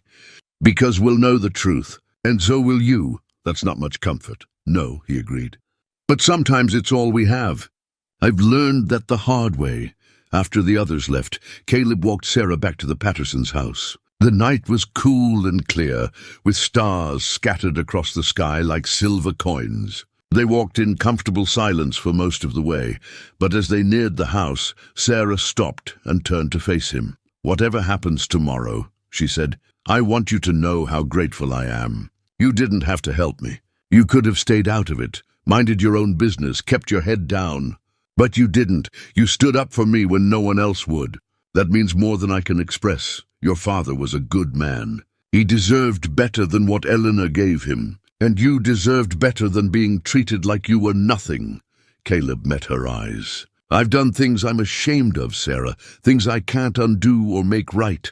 But helping you, standing up for what's right this time, that's something I can do. Something I needed to do, for my own sake as much as yours, because of what happened during the war. Yes, and because I've spent too many years watching injustice happen and doing nothing. I couldn't do it again. Not this time." Sarah reached out and squeezed his hand briefly. "Thank you, Caleb, for seeing me, for believing me, for fighting for me. Thank you for trusting me." She went inside, and Caleb stood on the street for a moment longer, looking up at the stars and thinking about tomorrow. The trial would determine so much. Not just who owned the Hartwell Ranch, but whether justice could prevail against wealth and power. Whether truth could overcome carefully constructed lies. Whether a system designed to protect the rich and influential could also protect someone like Sarah, who had nothing but the truth on her side. He walked back to his boarding house. He'd moved off the ranch after Eleanor's release and found sleep difficult to come by. His mind kept turning over testimony and evidence, looking for weaknesses Eleanor's lawyer might exploit, ways their case could fall apart. Around midnight, he gave up trying to sleep and went for a walk through the quiet streets of Silver Ridge. The town looked peaceful in the moonlight, almost innocent. But Caleb knew better now. He'd seen what lay beneath the surface, the compromises people made, the injustices they tolerated, the way they looked away from cruelty because confronting it was uncomfortable or dangerous. He found himself at the cemetery on the edge of town, standing before Thomas Hartwell's grave. Someone had been tending it. Fresh flowers sat in a jar beside the headstone, and the grass around the plot was neatly trimmed. Sarah, probably, paying her respects to the father she'd barely known. "I hope we're doing right by you," Caleb said quietly to the grave. "I hope this is what you would have wanted." The stone offered no answer, of course. But standing there in the silence, Caleb felt a sense of purpose settle over him. Whatever happened tomorrow, whatever the outcome of the trial, he would know he'd done everything in his power to honor Thomas's wishes and protect his daughter. That would have to be enough. The morning of the trial dawned bright and clear. Caleb dressed carefully in the one good suit he owned, purchased years ago for occasions that never seemed to arrive. He met Mr. Brennan outside the courthouse at 8 o'clock, an hour before proceedings were set to begin. Already a crowd had gathered. News of the trial had spread throughout the territory, drawing spectators from miles around. James Mitchell stood near the courthouse steps, notebook in hand, observing everything. Other reporters had come too, from Denver and Colorado Springs, and as far as Santa Fe. "Quite a circus," Brennan observed dryly. "Will that help or hurt us?" "Depends on the outcome. If we win, public attention will make it harder for Eleanor to appeal or manipulate the verdict. If we lose, it will be a very public defeat." Sarah arrived with Mrs. Patterson, looking pale but composed. She wore a simple but elegant dress that Mrs. Patterson had helped her make, and her dark hair was pulled back neatly. She looked like what she was, a respectable young woman, educated and refined. Nothing like the downtrodden servant Eleanor had tried to make her. Eleanor arrived in her carriage at 8:30, accompanied by her lawyer Harrison Blake. She was dressed in black silk, the widow's weeds she'd worn since Thomas's death, playing the role of grieving wife one last time. Her mahogany cane gleamed in the morning sun, and she carried herself with absolute confidence. When Eleanor's eyes met Sarah's across the courthouse steps, her expression remained neutral. But Caleb saw something flicker there, hatred perhaps, or fear that her carefully constructed world was about to collapse. All rise for the Honorable Judge William Carmichael. The courtroom was packed, every seat filled and people standing along the walls. Caleb sat in the front row behind the prosecution table, where Mr. Brennan had arranged their documents and evidence. Sarah sat beside Brennan, her hands folded in her lap, her expression calm, despite what must be churning inside her. Judge Carmichael entered, a heavy-set man in his 60s with white hair and sharp eyes. He'd presided over Silver Ridge's court for 15 years, and his reputation was mixed. Some said he was fair. Others said he favored those who could afford to influence him. Today would reveal which assessment was accurate. This court is now in session, Carmichael said, settling into his chair.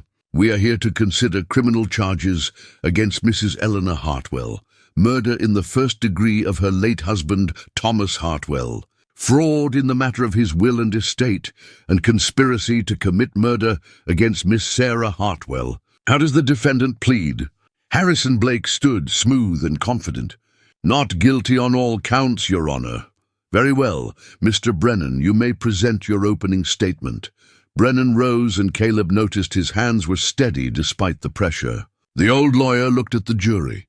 12 men from Silver Ridge and the surrounding area. Farmers and shopkeepers and ranch hands who would decide Sarah's fate, and began to speak. Gentlemen of the jury, this case is about 3 things: greed, murder, and the theft of a daughter's inheritance. Thomas Hartwell was a good man who built a successful ranch through honest work. When he died 6 months ago, supposedly of natural causes, his widow Eleanor inherited everything. Or so it appeared. Brennan paused, letting his words sink in. But the truth is far darker. Thomas Hartwell was murdered, poisoned by his wife with arsenic because he had changed his will to leave his estate to his daughter, Sarah. Eleanor destroyed the legitimate will, forged a new one, leaving everything to herself, and then forced Sarah into servitude to keep her silent. He gestured to the evidence table. We will prove all of this through documents, through testimony, and through the testimony of Sarah herself. We will show you that Eleanor Hartwell is not the grieving widow she pretends to be. She is a murderer and a fraud who will do anything to maintain her stolen wealth and power. And we will ask you to render the only verdict that justice demands, guilty on all counts. Brennan sat down. Harrison Blake immediately stood for his opening statement. Gentlemen, he said, his voice carrying easily through the courtroom. What Mr. Brennan has just described is a fascinating story. But that's all it is, a story, a narrative constructed by a young woman who came to Silver Ridge with nothing and saw an opportunity to claim an inheritance she has no right to. Yes, Sarah claims to be Thomas Hartwell's daughter, but where is the proof? A few letters that could have been forged, a photograph that could be of anyone, the word of a mountain man with a violent past and a guilty conscience. Blake moved to stand directly in front of the jury. The prosecution wants you to believe that Eleanor Hartwell, a respected member of this community, murdered her husband in cold blood. But they have no proof, no witness to the alleged poisoning, no confession, no evidence beyond circumstantial claims and illegal searches. What they have is conjecture, speculation, and the testimony of people with their own reasons to lie.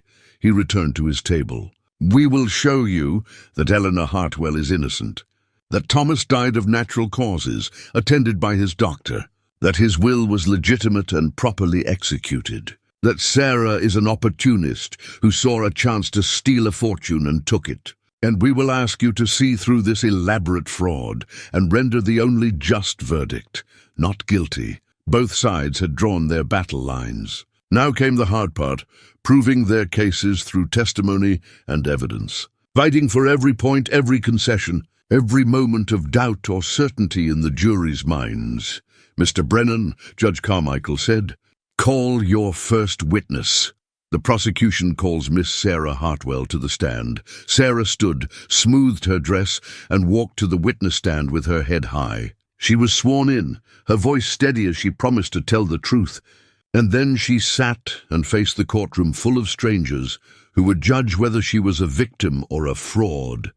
Caleb found himself holding his breath. Everything depended on this moment, on whether Sarah could tell her story convincingly, on whether the jury would see the truth in her words, on whether justice would prevail or wealth and power would triumph once again. The trial had begun, and in the next few hours, Sarah Hartwell's entire future would be decided. "We're losing," Sarah said quietly. "I can see it in the jury's faces. They don't believe me. They're uncertain," Brennan corrected. "That's different from disbelief. We still have witnesses to call tomorrow, including you, Mr. Stone. Your testimony about finding the will and the poison could be decisive. Blake will tear me apart, Caleb said. He'll bring up my past, paint me as a violent man with a guilty conscience trying to redeem himself through false heroics. Let him, Brennan said. Tell the truth about your past, own it. Show the jury you're not hiding anything. That kind of honesty can be powerful. The next morning, Caleb took the stand. He was sworn in and sat facing the crowded courtroom, aware of every eye on him. Brennan led him through his testimony, how he'd come to work at the Hartwell Ranch, what he'd observed regarding Eleanor's treatment of Sarah, the investigation he'd conducted finding the strongbox, discovering the poison. Why did you involve yourself in this matter? Brennan asked. You were just a hired hand. You could have kept your head down and stayed out of it. Caleb took a breath. I spent too much of my life looking away from injustice. I watched a young woman being abused and humiliated, and I couldn't ignore it. When I learned the truth, that she was Thomas Hartwell's daughter and Eleanor had stolen her inheritance, I had to act. Some things are worth standing up for. Thank you, Mr. Stone. Brennan sat down, and Harrison Blake rose. Mr. Stone, Blake began, his voice friendly. You mentioned looking away from injustice in the past. Let's talk about that. You served in the cavalry during the war, correct? I did. And you were present at an incident involving a Shoshone village in 1864. I was. Please describe what happened. Caleb met Blake's eyes steadily. My unit received orders to attack a village believed to be harboring hostile warriors. When we arrived, we found mostly women, children, and elderly people. Some of the men under my command, against orders from some officers but encouraged by others, began killing indiscriminately. I tried to stop it. I pulled 3 children from a burning lodge and got them to safety. After the attack, I testified against the commanding officer responsible. That testimony ended my military career, but you were there when the killing started. You were part of the initial attack. I was following orders I believed to be legitimate. When I realized what was really happening, I acted to stop it. How many people died in that attack, Mr. Stone? Too many, more than 40, mostly women and children. Blake let that number hang in the air. And now you're here, asking this jury to believe you're a man of conscience and integrity. But you have blood on your hands, don't you? I do, Caleb said quietly. I carry it every day, and that's exactly why I couldn't look away from what was happening to Sarah. I've spent 10 years trying to atone for one terrible day. Standing up for her, that's part of that. Atonement. Or you're a man with a violent past trying to manipulate this court through false testimony and manufactured evidence. No, everything I've said is true. Is it? You admit to illegally searching Eleanor Hartwell's private chambers. You admit to taking documents from her property without permission. You admit to conspiring with Sarah Hartwell to build a case against Eleanor.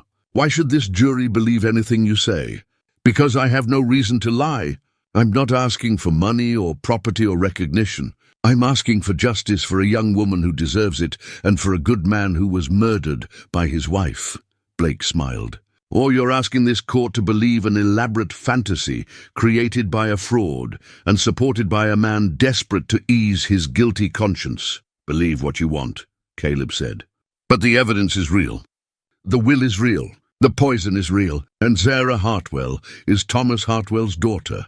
Whether you want to accept it or not, we'll let the jury decide that. Blake returned to his seat. No further questions. The afternoon brought Eleanor's testimony. She took the stand dressed in black, her expression one of dignified sorrow. Blake led her through her version of events, how she'd married Thomas out of love, how she'd managed the ranch after his death, how Sarah had appeared with wild claims and forged documents. Mrs. Hartwell, Blake said gently, did you poison your husband? Of course not. I loved Thomas. His death devastated me. Did you forge his will? No. The will presented to the court is legitimate. Thomas signed it of his own free will. The poison found in your chambers. Can you explain it? I can't. I'd never seen that bottle before. Someone must have planted it there, probably Mr. Stone when he illegally searched my rooms. What about Sarah's claims that she's Thomas's daughter? Eleanor's expression grew sad. I believe Sarah genuinely believes she's Thomas's daughter. But Thomas told me his daughter died years ago back east. This young woman has fabricated documents and created an identity based on research and lies. I actually feel sorry for her. She must be very troubled to go to such lengths. It was a masterful performance. Eleanor appeared reasonable, sympathetic, and believable. When Brennan rose to cross-examine her, the task seemed nearly impossible. Mrs. Hartwell, Brennan began, you say you loved your husband.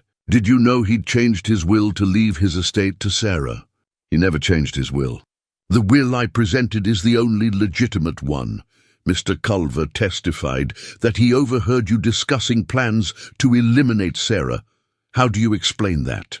Mr. Culver misunderstood a frustrated conversation about a difficult employee. He interpreted metaphor as literal threat because he was angry about our failed courtship. The servants at the ranch testified about your cruel treatment of Sarah. Were they all lying?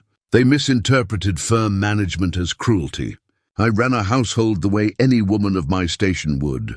Thomas Hartwell's symptoms before death were consistent with arsenic poisoning. Isn't it true you poisoned him?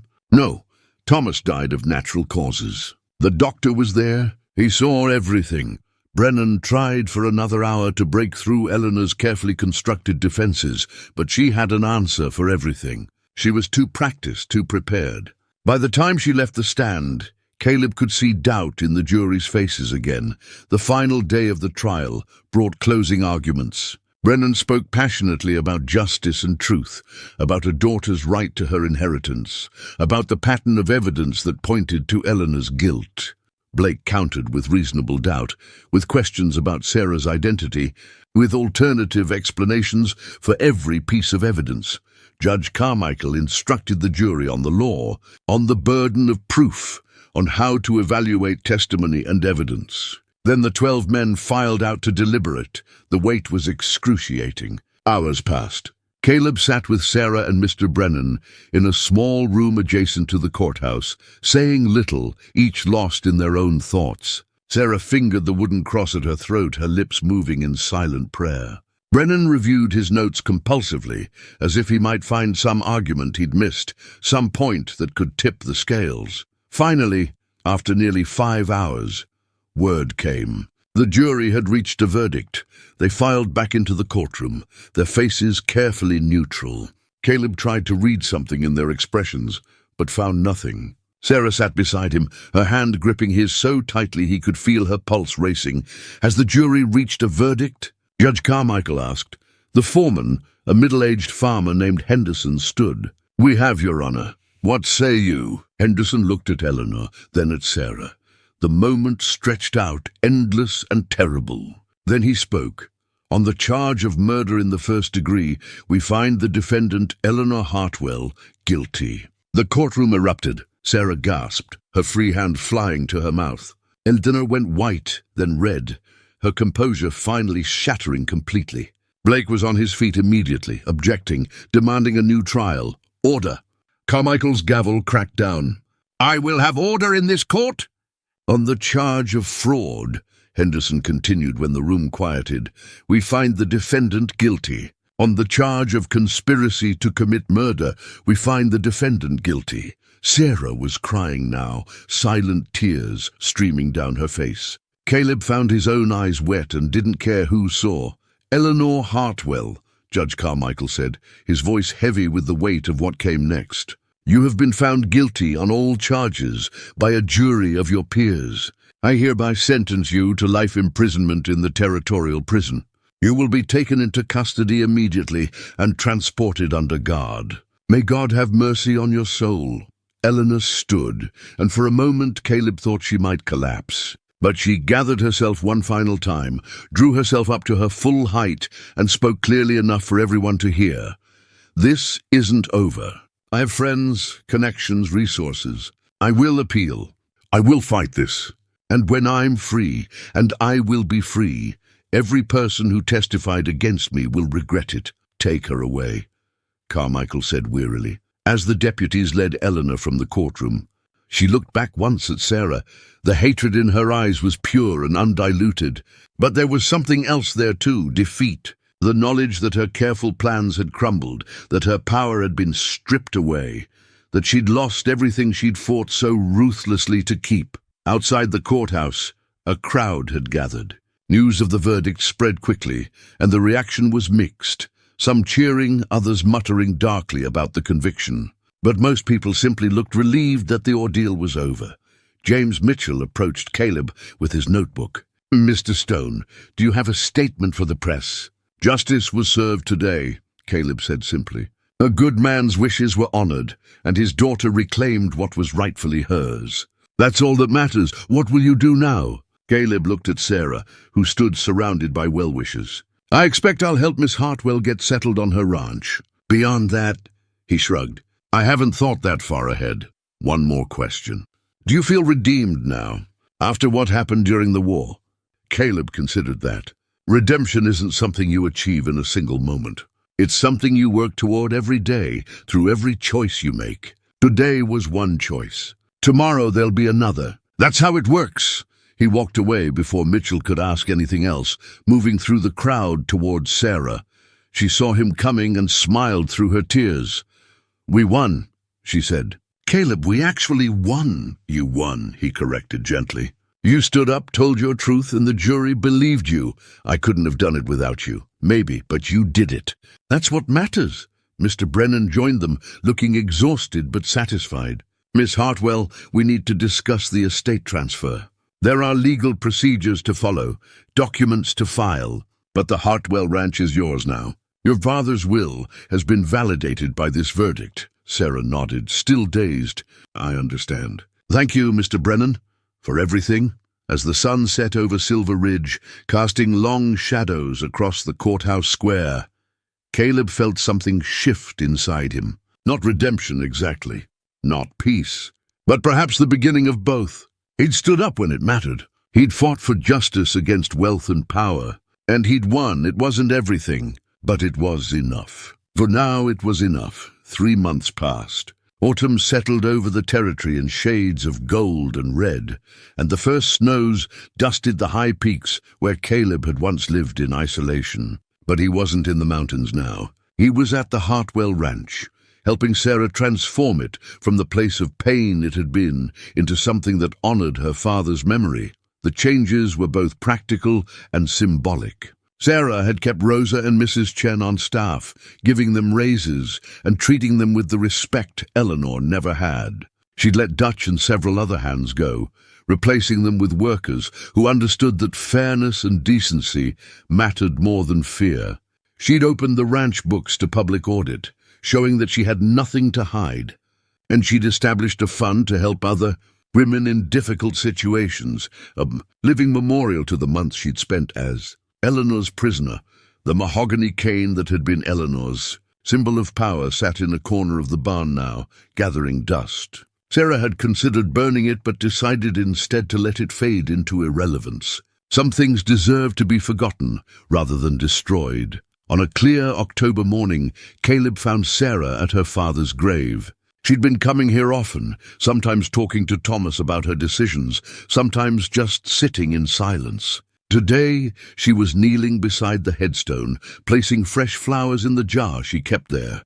"I've been thinking," she said as Caleb approached, "about what comes next. For the ranch, for everything. The ranch is running well. The legal matters are settled. Eleanor's appeals have been denied. She'll spend the rest of her life in prison.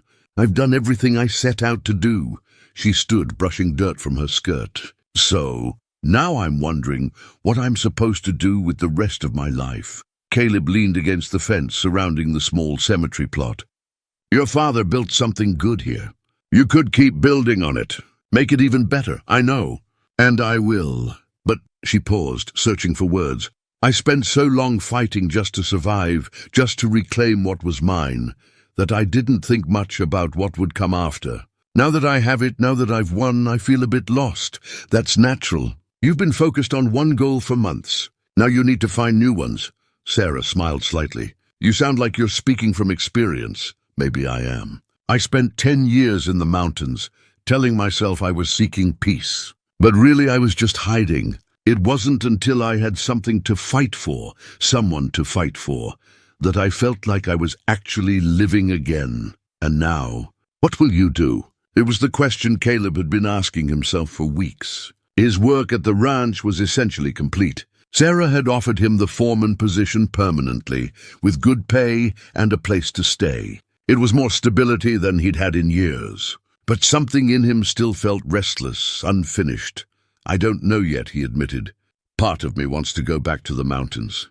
But I'm not sure that's where I belong anymore. You belong here, Sarah said quietly. If you want to. This ranch, it's as much yours now as mine. You fought for it, bled for it in your own way. Father would have wanted you to stay. And so do I. Caleb met her eyes and saw something there that made his chest tighten. Not just gratitude or friendship, but something deeper. Something that had been growing between them through all the danger and struggle. Something neither of them had had time to examine or name. Sarah, he began.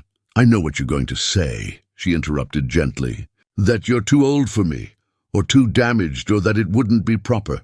But I don't care about any of that. I care that you're the only person who saw me when everyone else looked through me. That you stood up for me when it would have been easier to walk away. That you're a good man, trying to do better, and that's worth more than a perfect past. I'm not a good man. Not entirely. None of us are entirely anything. We're all just doing the best we can with what we've been given. She took a step closer. Stay, Caleb. Not because you owe me anything, or because you're still trying to atone for the past. Stay because you want to. Because you're building something here too. A future. A life.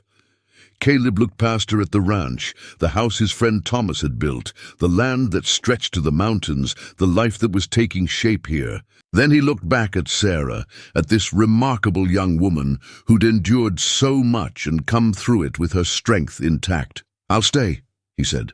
For as long as you'll have me. Sarah's smile was like sunrise. Then we'll make something good here.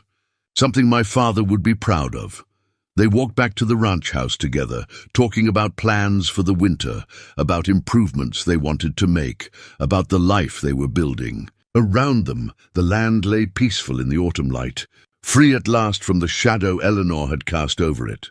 That evening, as the sun set behind the western mountains, Sarah and Caleb sat on the porch of the main house. Rhoda brought out coffee and fresh bread, then left them alone, with knowing looks and a satisfied smile. Some things didn't need to be spoken aloud to be understood. Tell me about your father, Caleb said. The real stories, the ones that matter. I never got to know him, but I'd like to understand the man who built all this. So Sarah told him. Stories about Thomas's early days in the territory, about building the ranch from nothing, about his first wife and their brief happiness before things fell apart. She told him about the letters Thomas had written over the years, about his regrets and his hopes, about his determination to do right by his daughter, even when miles and circumstances kept them apart. He was a good man who made mistakes, Sarah concluded. He married Eleanor, thinking she'd be a proper partner for a ranch wife, and he didn't see the darkness in her until it was too late. But even then, even when he realized what she was, he tried to make things right. He changed his will. He called me home. He made plans to give me what should have been mine all along. He died before he could see it through, but he tried. That's what matters. He'd be proud of you, Caleb said. Of how you fought, how you survived, how you honored his wishes. I hope so. Sarah looked out at the land her father had loved. Sometimes I feel him here, you know. Like he's watching, making sure I'm taking care of the place properly. Making sure I'm happy. Are you happy, I mean? Sarah considered the question seriously. I'm getting there. For so long I was just focused on survival and justice. Now I have both, and I'm learning what comes after. Building a life, not just fighting for one. It's harder than I expected, but it's good. And having you here makes it easier. They sat in comfortable silence as darkness fell and stars began to appear overhead. The same stars Thomas had looked at while building his dreams.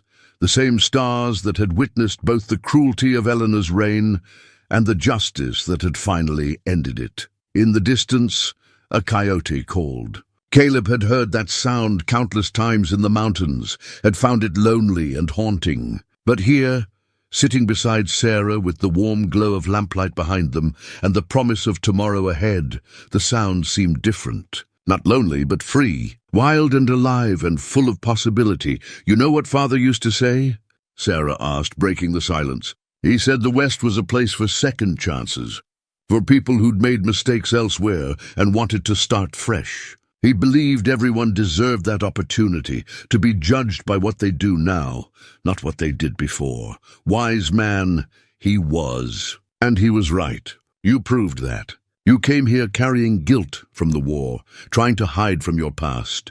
But when it mattered, when someone needed help, you stood up. You became the man you wanted to be instead of the man you'd been. I'm still working on that. We all are. That's what life is, constantly working to be better than we were yesterday." She turned to look at him directly. "And you are better, Caleb. You're a good man. Let yourself believe that." Caleb wanted to argue, to list all the reasons he didn't deserve her faith or her regard. But he found he couldn't, because maybe she was right. Maybe redemption wasn't a destination you reached, but a direction you traveled. Maybe it was enough to keep trying, keep choosing better, keep standing up for what was right. "I'll try," he said finally. "That's all I can promise. That's all anyone can promise." The weeks that followed settled into a comfortable rhythm. Caleb took on more responsibilities at the ranch, working alongside the hands during the day and spending evenings with Sarah, talking through decisions and plans. They developed an easy partnership built on mutual respect and growing affection. The townspeople of Silver Ridge, who had watched the trial with fascination, now watched this development with approval. Some whispered about propriety and appropriate mourning periods, but most saw what was obvious. Two people who'd been through darkness together were building something good. In the light, Mr. Brennan stopped by one afternoon with papers for Sarah to sign, final legal documents transferring full ownership of the estate. He stayed for dinner, regaling them with stories about other cases he'd handled over the years, carefully avoiding any mention of Eleanor or the trial. "You've done well with this place," he told Sarah as he prepared to leave. "Thomas would be pleased. He always said the land would flourish under the right care. He meant you even back then. He knew you had the strength for it." After he left, Sarah stood at the window, looking out at the ranch that was now fully, legally, undeniably hers. The Hartwell Ranch, passed from father to daughter, as it should have been from the beginning. "It's strange," she said. "I fought so hard for this. And now that I have it, it feels both exactly right and completely surreal." Caleb came to stand beside her. "That's because it's real now. Not just a dream or a goal, but actual life. Real and solid and yours." "Ours," she corrected gently. "This place is ours, Caleb, if you'll accept it." He looked at her. This strong, brave woman who'd survived cruelty and fought for justice, and still found room in her heart for kindness. "I accept," he said, "on one condition." "What's that?" "That we hang a new sign at the entrance. Something that honors your father but looks forward to the future." Sarah smiled. "What did you have in mind?" "The Hartwell Ranch," he said. "Established 1853, rebuilt 1873. "Rebuilt," Sarah repeated, trying out the word. "Yes, I like that. Because that's what we're doing, isn't it? Not just continuing what Father built, but rebuilding it into something new, something better, something honest," Caleb added. "A place where people are judged by their character, not their social standing. Where hard work and decency matter more than money or power. A place my father would recognize," Sarah finished, "even if it looks different than when he left it." They commissioned the new sign from Hank Morrison, who crafted it with care and pride. When they hung it at the entrance to the ranch a week later, half the town turned out to witness the moment. It was, in its way, a celebration, not just of Sarah's victory in court, but of justice served, of truth prevailing, of the possibility that people could be more than their worst moments. As winter approached and the first real snows began to fall, Sarah and Caleb stood together on the porch one evening, watching the white blanket cover the land. The ranch was ready for winter, stock gathered, hay stored, buildings weatherproofed. They'd done good work, all of them, preparing for the hard months ahead. Do you ever think about her? Sarah asked quietly. Eleanor? Sometimes, Caleb admitted. I wonder if she regrets what she did. If prison has changed her at all. Mr. Brennan says she's still fighting her appeals, still claiming she's innocent, that we framed her. Some people never admit the truth, even to themselves. I almost feel sorry for her, Sarah said. She had so much wealth, position, a life most people would envy, and she threw it all away for greed and cruelty. What a waste!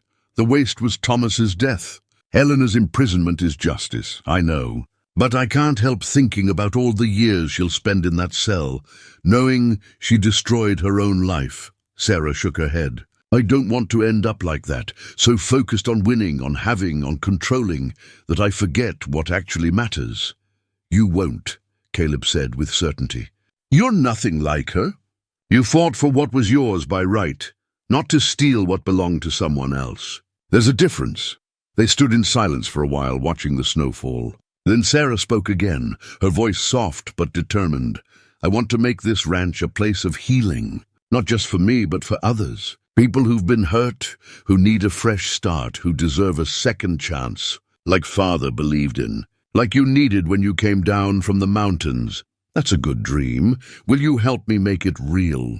Caleb looked at her, at the hope and determination in her eyes, and felt something in his chest loosen, a burden he'd carried for so long that he'd forgotten what it felt like to be without it. Not redemption, not yet, but forgiveness, perhaps.